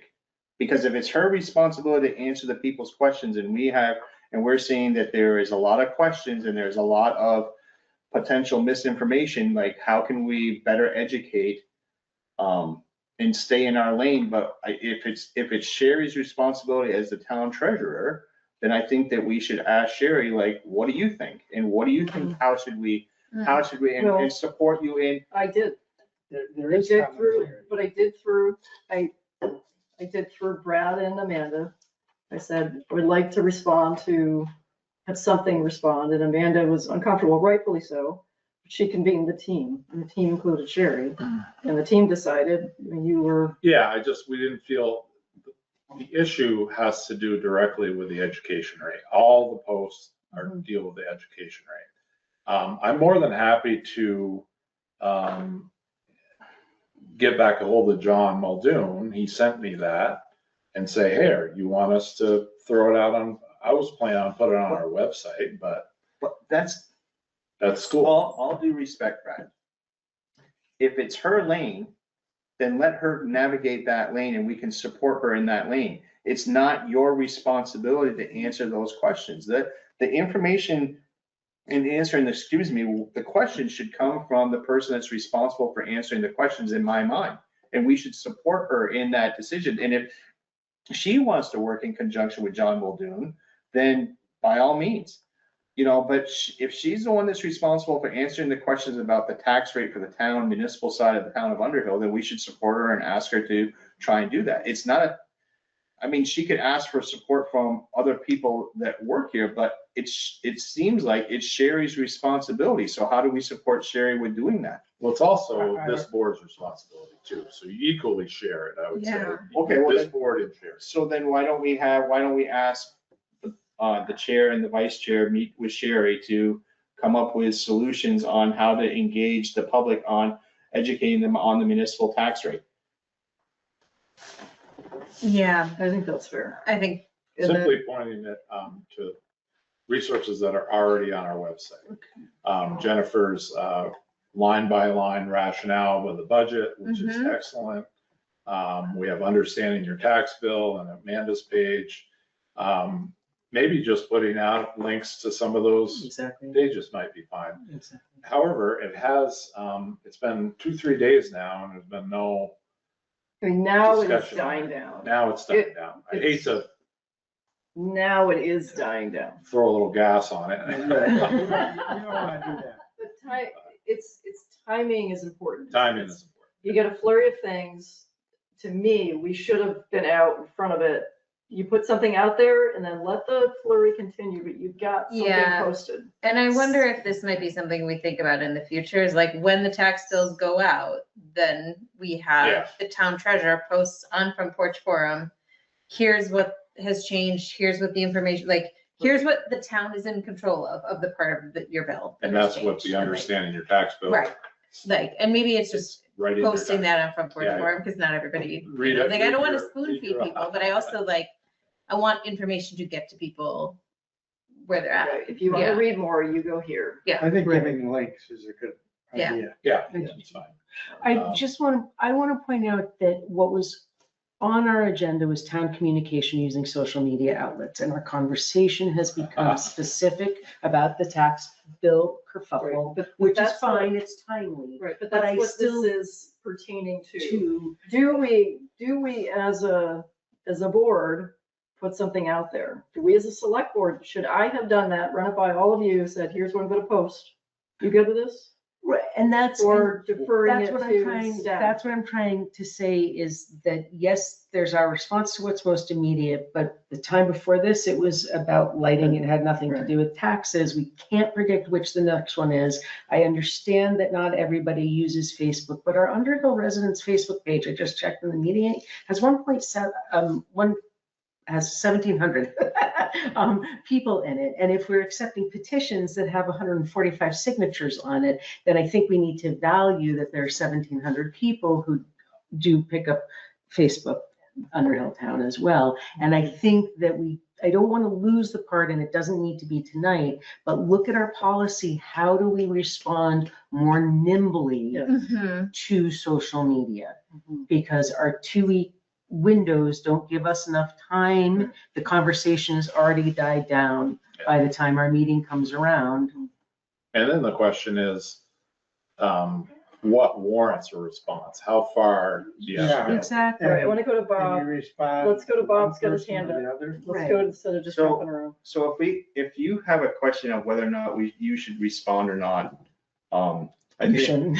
well, right, I think that, it's one of those situations where you have the ability, I'm just giving feedback. If you have the ability to contact other people on the board. And I guess if I was faced with this challenge, and I'm not the chair, and that's okay. But if I was chair, I'd be going to the vice chair to say, like, are you picking up what I'm seeing? And have that dialogue, Mhm. and then say, should we or should we not respond to this?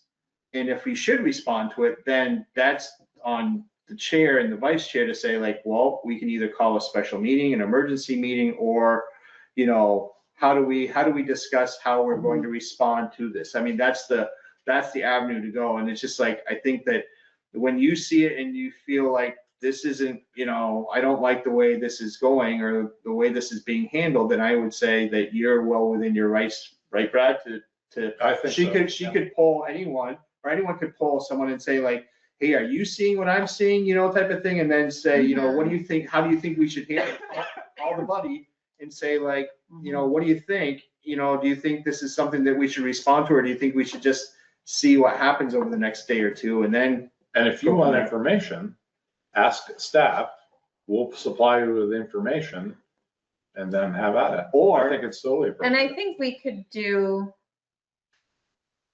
I know on Front Porch Forum, you can have different types of accounts, that like, there can be an account that's like me as an individual and me as a politician and then it is like more of an official statement versus like me as an individual. Yeah, If you're posting like on behalf of the town. You should have a select board login. Or just have staff do it. Yeah. And just, it's coming from the town of Underhill. So if you make the decision, you and Maureen talk about this and say, hey, I think it'd be a great idea that we put the link out, that was on the thing, why don't we do that? It was already done, so it's the just like. question I have, are you saying that just Maureen and I make that decision, or do we caucus the entire group? I think you need to, I think the chair and the vice chair should caucus and then decide, If it raises to the if it level of rises going to the level of everybody. going to the full board. I mean, if we've already published something and we mailed it out to the residents, as a board member, I don't have a problem with you then saying, like, if we mailed it, then what's the problem with me asking staff to put it on social media? I mean, that's fair. That's Yeah, if it's already fair like, guidance. Yeah. It's already out there, so just to remind the public, like, hey, Fair guidance. Furthermore, I also, if it's the response is links to things that already exist. Yeah, and I would support doing that, but not having to comment on it and describe it more. right. But if you have questions, please ask. Yeah.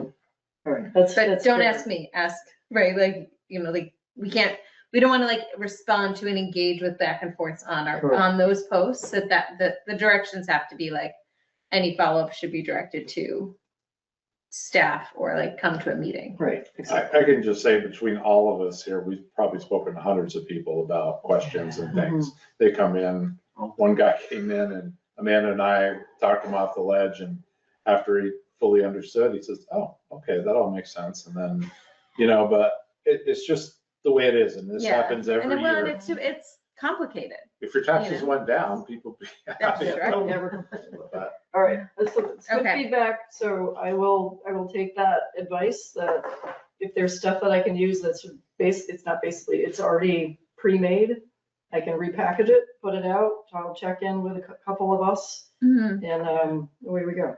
I mean, right, Or- one. or- But I mean, if you, after you caucus, I think that if either one of you feel like, I would tell let's everybody we're get a gonna poll, do it. let's get a poll of like everybody, or maybe we should call a meeting, like, just like, but I would start with, phone the friend or phone the buddy, type of thing, Yeah. and see what, the other person's thinking. But I think it's also good protocol, if we say, yeah, we should post something, let you all know, Mhm. copy Brad, we're gonna do this. Mhm.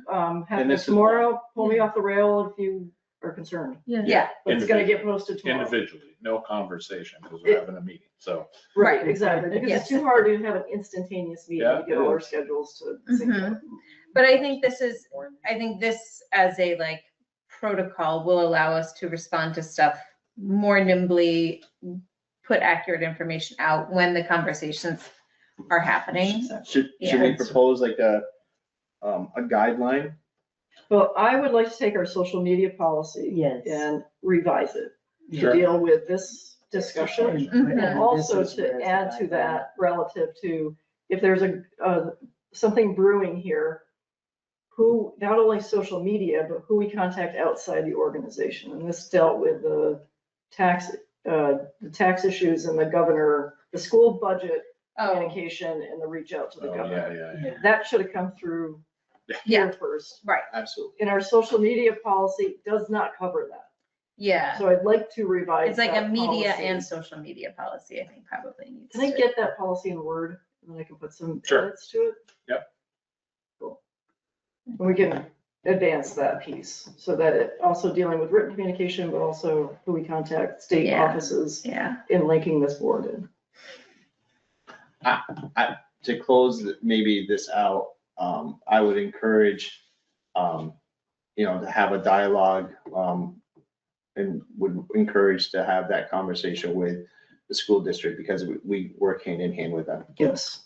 Both budgets, are hitting the same taxpayer, so just like, this is what we're thinking, how are you thinking, how are you addressing this, and maybe work in conjunction, or, learn from or bounce it off from one another. I think, maintaining that relationship is important. Agreed. Don't dump it all on them. It's not ours, it's their problem. to deal with. Well, the majority of it is, And- the legislature throwing Yeah. off the rails this year. Yeah. so. Here we are. and VLCT might have a sample Mhm. guideline or something like Also- this. It's worth, This might be where that came from, I don't know. yeah. But they may have updated it. That's- since we Yeah, did this one. I'll do a little. All right, let's now move to closing public No, comment. we've got my, Oh, I'm sorry, yep, did write that down, I missed that. so in your, underneath your agenda, there's Maya's resignation letter. She did, in all fairness, she told us a few months ago that she was looking for, a job. Yeah. And, wanted to move to the city with her partner, so that's what she's doing, I guess. So she's found a job in Jersey City, and her last day, I think, is August 26. 26th. Mhm. So I had a conversation with Taylor Newton at Chittenden County Regional Planning. He's willing to jump in again and advertise the position and see if St. George is on the same page. I would recommend going that way again. I think it worked out pretty well. I think Patty and I talked, and I think they can attract a different level candidate than I think we can. Yeah, So the question is, do we continue with what we've done? Or do we pull it back and say we want to try it, keep our own person? I like this model. Mhm. We were I very successful I last agree. time. Yeah, Maya was a gift. yeah. She was a gift, and I really thank her. And we likely wouldn't have found her on our own. No. And so I'm willing to There. cast my net with them again. Mhm. Yeah. Are you on the same page or? I'm processing this information, and I'm not opposed to working with the Chittenden County Regional Planning. I'm just wondering, like, what would it hurt to advertise it, and put it onto the Vermont Leagues of Cities and Towns and see, in conjunction with Chittenden County Regional Planning, to see what comes out by throwing in that. I don't think it's gonna hurt us to, if we find a candidate, great. You know, I'm not, you know, if the candidate came forward and it's just like, if we could hire them directly, then great, let's do it. If that doesn't happen, then work So in they- conjunction with. So they advertise on, Right. they have all those resources, so, and they have so many more resources than we do. Like Maya had applied, she told me she had applied for 250 jobs. Oh my gosh. And this was one of a handful of interviews that she got, you know, Right. so. I don't think we can touch them when it comes to their outreach. Well, the other thing is being able to share her or share the employee, a future employee with St. George Mhm. and like the sort of the benefits and all of that piece lives with Chittenden County Regional Planning. I think that's a real benefit for the town to not have to. Where you're saving around $35,000. Yeah. So, Again, I'm not opposed to, you know, doing the whole Chittenden County, but I'm just like, what would it hurt to just throw it out there? Yeah, just given how long it took us last year to get to that point, I would move with Chittenden County Regional Planning Commission. we do one or the other. I hate to I compete agree with with- them and then, okay, well then what happened? Where did this person Yeah. come from And now? then we're Now back. they're around out St. of the George. interview process. I don't know. Yeah, and Stowe's looking for Oh. the position too. Everybody, I talked to Dave Rude today and he said he has a bunch of ZAs. They're looking for a bunch of ZAs. Swanton is, Stowe is. Exactly, we so are. It's like, Regional there's a- planning is gonna get more attention. So I truly think it's All right. We need a It's a better pipeline way. of training a better way to. some more Good way to go. administrators. And so now we have the problem, okay, Maya's gonna be gone. And so I asked Taylor, I said, do you guys have any, this is another reason I'm going with Chittenden County Regional. They can probably supply us with, I don't know if you remember Darren Scribner, I think his last name is, he came in talking about the tier 1 and 2 thing with the Act 250 and the maps. I don't know if you remember him coming in, but Maybe. so I've known Darren a while. He was zoning administrator in Essex. So he works for Chittenden County Regional. He could fill in until we find a replacement. Oh, that's that's sweet. huge. 1 day a week. But at least we Like have that- somebody to do 1 day a week. So here's what's gonna happen though. And maybe we're getting too far ahead of ourselves, but when Maya's gone, you know, people are gonna come in here every day, right? And maybe not every day, but they're gonna come in maybe with an application or whatever. So I am willing to just, to take the information, make sure they've got all the information and compile that information, you know, make sure it's complete and then give it to Darren, right? And he's gonna write the permit, he's gonna be responsible for it. But if you don't have someone here to answer questions for the public, you're gonna have a problem. And Darren can only do a day a week. That's best case Do scenario. you have that time It- and it- yeah, capacity it's- for it's like not- it's not that? that Because I big. don't want it to like, I don't want to put us back at the point where you It's are not- like, No, it's not Okay. that big a thing, but Okay. he's gonna need some help because he's not gonna know where to get his hands on the information. And if it gets to be bothersome, I mean, we've got Amanda here, she can help too. mhm. It's basically just getting people the information. Hey, do you have an application? Yep, it's online, but I'm happy to give you, it's what happens here every day. Mhm. So Okay. when Maya's gone on Wednesdays, people come in and have questions and I say you should consult with her, but here's how you find what you're looking for. So, but we'll get to that point when we get there. So he'd like to advertise as soon as possible, like early next week. Mhm. So if you're good with Yeah. that, I Do think we so. need to have a motion? I'll to make a approve? motion that we go with CCRPC. okay. Second, I'll second. thank you. Discussion? All right, hearing, seeing none. All those in favor, please say aye. Aye. Any opposed? Ayes carried 5-0. I guess I just want to extend our gratitude to Maya for her exceptional work and how lucky we feel as a town we have been to have her and how much she will be missed. Well said. She's just a great person and she's a quick, steady and a very dedicated worker. So Jersey City is lucky to get her. they are. Yes, big time. Yeah. All right, now closing public comment. Nobody. Nobody's here. All right, let's review, approve warrants.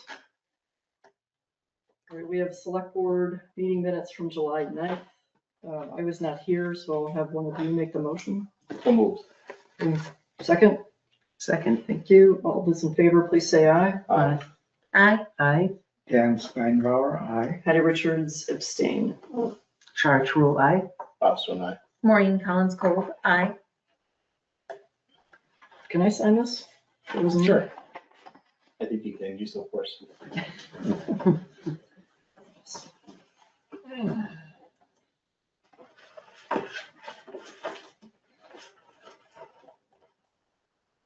All right, next is payroll warrant dated July 16th, 2026, in the amount of $19,159.88. All those in favor, please say aye.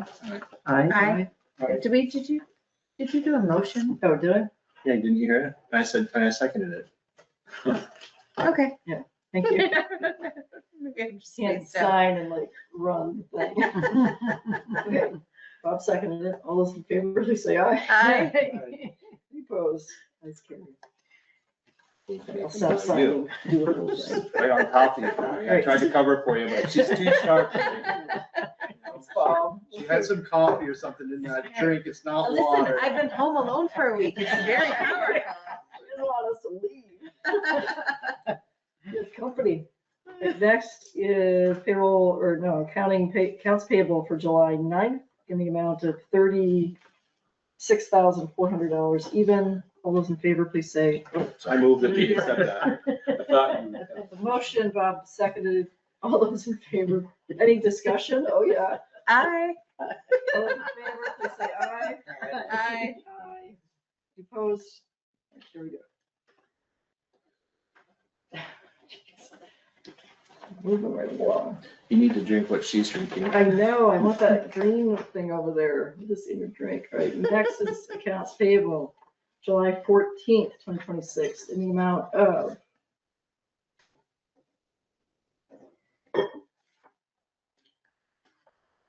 all right, in the amount of $1,081,204.30. Is there a second? Second. Great, discussion.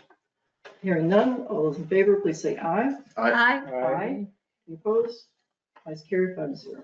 That's the way it's supposed to work. Thank you. All right, those are all the warrants and the meeting minutes, member items, correspondence. Isn't there announcements. one more warrant in there? No. Is it combined?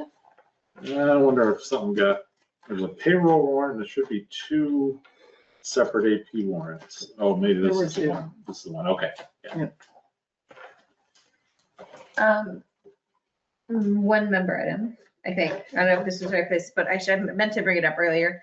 I think on the petition, there was another duplicate that didn't get flagged. That was in the packet. Okay. That it doesn't change that we're over the threshold, but Okay. I just had noticed that there's a duplicate that wasn't flagged Okay. on the Okay. petition. Which one was it, you know, just the name? It was, I feel like her handwriting was distinct, and that's what caught my attention when I was looking at it. Let me go back to where that petition was. It was.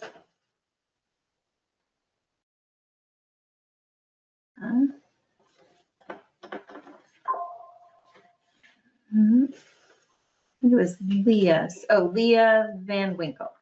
A Lee Van Winkle? Oh, Lee, sorry, it looks like it's L-E-A, but maybe it's L-E-E. Okay. But it's on there, he's on there, he or she She- is on there twice. So. That's all. So we had a lot of correspondence to include in our packet. Yeah. You want to go through them, Brad, or? Yeah, let me, I don't have the PDF up in front of me, but just let me start with the first one here. So, we received this a while ago and I hadn't had a chance to talk to Patty about it. This is Michelle Downing. So she had reached out and she has some suggestions about certain policies and procedures that you may want to think about. I did a little background checking on some of these. The town of Tedford has a human rights equipment procurement policy. I talked with the town manager down there. So how that came about is a group of people in town wanted the town to boycott Caterpillar. And as Michelle stated here, and there's some links, there's this investigate.info. And if you go onto that website, it flags the companies that have potential ties to Israel or are tied monetarily to them. And then there's a short list. So Caterpillar's on the short list. There's many companies. There's Alice Transmissions is on the short list too. But their transmission is in every truck you buy. So they mostly wanted the town of Tedford to consider not buying from Caterpillar, boycotting Caterpillar. They don't have any Caterpillar equipment, he told me, but they did write this policy that takes into account using the human rights assessment and then coming up with a decision and a rationale whether they go with that company or not. And if they do go with that company that's involved in that, or it's on that website, they have to just give some rationale why. There was another one in here, town of Jericho, and this I don't know was meant to be an example, but I think what Michelle said, it was something that Jericho was looking at. I reached out to Paula, she'd never seen it before, so I don't know if this is something maybe that Michelle was working with a select board member on, but the town administrator had not seen this. Wait, was that one in the packet? Yeah, it was just this little 2-liner. Okay. Jericho, but just this policy has not been adopted. Okay. So, and I see. it's the first Paula saw it. The other were some different things, City of New Orleans, and basically some other guidance principles on business and human rights. So I New Orleans or Orleans? New Orleans, Oh. New Orleans, sorry. Did I say New Orleans? Isn't that what it is? Yes. What? New Orleans, that's the city, Louisiana? Yeah. Oh, okay. not No. Orleans, Vermont. Yeah, well, Not Orleans, you Vermont. were talking about Thetford and. Oh, yeah, no, sorry. Exactly. I'm jumping around. To buy you. So there's a lot of stuff to take into account here. And the way Patty and I discussed, we said, well, we'll put it under correspondence and Yeah. see if people want to put it on a future agenda or not. I do not feel like we are in a position to take action on any of these recommendations. I feel like it feels like there's a lot that is really loose here in terms of like, there's not a specific proposal to enact. And I'd be hesitant to put a purchasing policy or investment policy into place without like a lot more vetting and information. And I understand we adopted the pledge, which I think there's an obligation that there should be some action that goes with that. But I think I appreciate Michelle keeping it in front of us, but I don't think that I am Agreed. inclined to take action on it at this time. What does the select board think about a subcommittee to take this on and do some vetting and come back to the full board with an idea of what to do with the apartheid-free pledge that the voters approved and what a plan would be? The subcommittee come back and then we can talk about some meat and potatoes for Underhill. I think that probably makes sense to, because I don't think it's a full board. We could spend a lot of time, we could chew up a lot of time on this. Right. And I would like a couple of us maybe to chew, I'll volunteer to be on it. Yeah, me too. It's just, we need to spend some time to chew on it. Yeah. And kind of push it around a bit and figure out what's right for Underhill. God bless you. So the Tedford policy, I'll just say one quick thing. I did read it and it's pretty loose. Yeah. You know, it's like, Right, you know, it's really doesn't have any teeth. right. And it would be good to have some teeth. Thank you for doing that. As you know, I'm a great supporter of that, and I didn't want to be a person on the committee. I wanted the opinion of other people who are not in the weeds as much as I am. Okay, Cheryl, you're good with you and I doing it? Yeah. I think that's And good. if we need Yeah, I help, we'll appreciate that. say, hey, Yeah. I need some help on this. Need some additional feedback. Yeah, right. I would appreciate that. All right. And so- I don't see it that we need to knock this out next Yeah, week, next yeah. month. Is we can take our time on it Yeah. and set up a process. I don't wanna. I think that's a good takeaway from Summer, I'm this not telling us agenda summer item for- to like have a subcommittee formed that will do further investigation. And then if Michelle wants to know where we're at, it's in subcommittee I'll and. tell her that, yeah. we'll I do will that. follow up with her. Okay, The second thing was some correspondence, Bob and Colleen Ballard, who's the executive director at Essex Rescue had. I included that in the packet. That was in response to the quarterly report. Mhm. Bob, anything on that? I'm sorry, I had forgotten all about, that. I can talk more about it, in our next meeting, but, in brief, Colleen was giving a, quarterly update on where Essex Rescue was. I responded to, asking for a bit more detail, and she responded back, and I haven't had a chance to, Bless you. respond back to Colleen, but There's a lot of information. there's a lot, Yeah, there's a, lot. there's a lot of information that Colleen has provided. Mhm. The details matter, and a lot of the information, it's a work in progress, and it's an important component to our community. If they are, she's not necessarily signaling that they're in trouble, but there's, like many emergency services, staffing continues to be a problem, and Mhm. maintaining equipment and all of the various things of running an EMS agency Mhm. are an issue that Essex Rescue and again, many other agencies are facing. And I just think that, how we respond and how we support her and that agency, because they do play an important part in our community, that, we just stay on top of it. So I'm trying to do that with her and, get more information so that we are well informed. But I can talk about it more next time. Thank you for doing that. So the third thing was the thing that, the write-up here that John Muldoon, the superintendent, gave me. We all read it and we thought it was really good. The first part is a little confusing. I might just clarify just a little bit for you here. He talks about this 40%. So what you want to keep in mind is, let's say the education rate went up 18%. So he's saying because of the way the tax department ran the numbers, 40% of that 18%. So it's not 40% total, it's 40% of this year's increase. So take whatever the increase is, it's 40% of that, not 40% of the, so that was the only thing that I thought.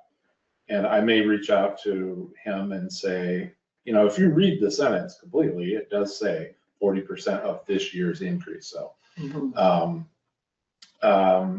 But Maybe it's all just a in matter all, of like underlining the of this year's, Of this year's like increase. bolding or underlining that specific phrase, But yeah. the bottom line, I won't spend a lot of time on it, but what happened was, like, our CLA, we're expecting to be, we were projecting, I think Amanda was saying it might be 107%, which would be greatly beneficial for us, because the higher your CLA, the less education tax you pay. But this year, this just happened, like, as John explained here, out of the blue, the legislature said, well, if it's your first year reappraisal, full reappraisal or statistical, we're not gonna overinflate that CLA. You're gonna get 100% this first year. That's all you're gonna get, 100%. So then the next year, hopefully, it'll be higher. So Amanda's thinking maybe 103, depends on how real estate goes, right? Real estate just keeps going up, then the CLA is gonna go down. So what that's- is his intent of this? How is it going out? I'm gonna reach out to him tomorrow. This was Okay. just, he wanted me to share it with you all, Got and, so I'm gonna reach out and see where he's at. Yeah, But, I'm excited he's- to have this go out. I think he's Yeah. looking for a little feedback too, so, Okay. I'm Tell him gonna give that. him. We're excited Yeah, to yeah. have this go out. And I think I appreciate this as like a point of like clarification and like it is good information that is really like, Well, and also accessible. he kind of, it's not the town's doing, right? I like loved that I love sentence. that. Exactly. Yeah. Okay, so anyway, moving on, got an animal control incident report, as I always put in here from Jennifer. She's got some information. She's been busy doing that. This is just a letter from the Department of the Treasury, basically saying we've closed everything out with ARPA, we're good. So Sweet. it's all Okay. done. I included a thank you note from COTS. We don't give them a whole lot of money, but it's really nice. A lot of these agencies send a Thanks. handwritten. thank you COTS note. does So phenomenal work. They do great work. Mhm. And then, let's see, I've got the greenhouse, of course, I put in here. And I've added, your dedication is on here, Bob. I've got Starlink, some new ones that were added. Were Bridge 7 dedication and research Starlink. And I'm supposed to be getting the information from Birdseye for that unit they have down there, so he's gonna send me. I think having that on, at minimum, on the town pickup truck, Yeah, while he's out patrolling, and if he sees something that he can, grab a phone, it may be in the middle of the night and, there's no one monitoring that radio, type of thing, that he would be able to, grab his cell phone and be able to call for whatever assistance that he has or anything like that. The Starlink is choppy. It can be great in this spot and you move over there and you don't have service. they So set it it's- up at the drop trailer down there and said it's been working great. It's, as long as there's no storms. Right, right. Mm. Do you have it at your house? No, but I'm in the broadband Ah. sphere. Oh, right. And Starlink is, I'll just say that, I know a little bit Yeah. about it. Yeah. I have it at my home, Mhm. and it's been a breath of fresh air compared to, what we had in the past, and it's worked out very well. And I know there's a lot of Good. emergency services throughout Chittenden County that are utilizing that on their ambulances so that they can communicate with Fletcher Allen. So Good. I know it's been embraced by other agencies. Hopefully it would work well throughout Underhill as someone is tooling around. Mhm. Yeah, so we've got a little week break in between this time. Oh, right. That's right. Yeah. August We're 13th. fifth Thursday. So, Yeah. Okay. as I said, I've been trying to take time off work on my house, so I'm gonna I'll be here tomorrow.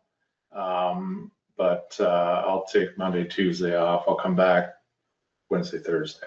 Okay. All right. All right. Good for you. Good. Good. I'm trying. I still got a lot of hours left. I haven't Remember really taken- correspondence, you had something? Just on the greenhouse, just an update. Dan and I are meeting on Monday to continue working on the employee benefits. Oh, and then we can put Excellent. you and Shara. for So, the, You can add, Yeah. yes. Yes. Okay, so- And there is a media/outreach policy on the greenhouse, so that's already on the list Well, to look work at on updating that, so. Bob? I have one additional thing. When I came back to Underhill, I was living in a log cabin near my parents' home and found myself having to move out quickly because the landlord was having to sell the home. So Nicole and I and David were forced to try to find housing back in 2015, 16 very quickly. And we fast were introduced to Glenn and Ellie Martin. Ellie was our landlord. And I didn't think that at first that Ellie and I would get along because I tend to be a Democrat through and through. And Ellie, if you had the pleasure of knowing Ellie, Ellie was a very strong Republican. And I made that clear that I'm not a Republican. But that didn't deter her from wanting to take Nicole and I in as tenants of renting right next door to her. And we fast became friends, although our political alignments weren't necessarily, on track with one another. That didn't deter us from becoming friends. And I was saddened to learn that Ellie passed away the beginning of this week. And so I'd like to take a moment to recognize the passing of Ellie Martin, who was a longtime member of our community. Ellie was someone who cared deeply about Underhill, her family, and her neighbors. She was steadfast of her Christian faith that guided her the way she lived her life. She had a lasting impression on many. Ellie's legacy is not only found in the family she loved so dearly, but also in the countless lives she touched throughout her friendship, generosity, and unwavering commitment to her community. She will be remembered. I'd like to offer my heartfelt condolences to Glenn and Ellie's family and all who had the privilege of knowing her. And I'd like to, I'd love to have the town send something to Glenn. I know Ellie was, one of the persons that was looked upon to help with, on the other side of the aisle, to help with, making sure the elections were running fairly and stuff like that. So I know that, she was one of those folks that was looked upon as being on the Republican side and being able to help when you need to have, both parties here. So anyway, I wanted to share that tonight. Given she was part of our voting circuit, Brad, can we send her family a card? Thank you. Yeah, it's Thank you for unfortunate what sharing happened with the justice piece, but that's a long story. I have one member correspondence to share. Penny Miller reached out regarding the zoning regulations, and she asked to have, she said it's very helpful to have the whole zoning regulation. Here's the original copy, here's the red line copy, so you can see what has changed. Bob has specifically asked Larry of that for all the changes. So I sent that over to Larry as well, but just to report out that came in via email. It's not in the packet, but that came to my desk. Is there anything else? I think I'd like to have a quick executive session if we could. It's on the agenda, Okay. yeah. All right, make a motion. Anything else? The member items and correspondence. All right, make a motion, move into executive session. Pursuant to 1 VSA section 313A3 for the appointment or employment or evaluation of an employee. Is there a second? Yes. Thank you. Any discussion? All those in favor, please say aye.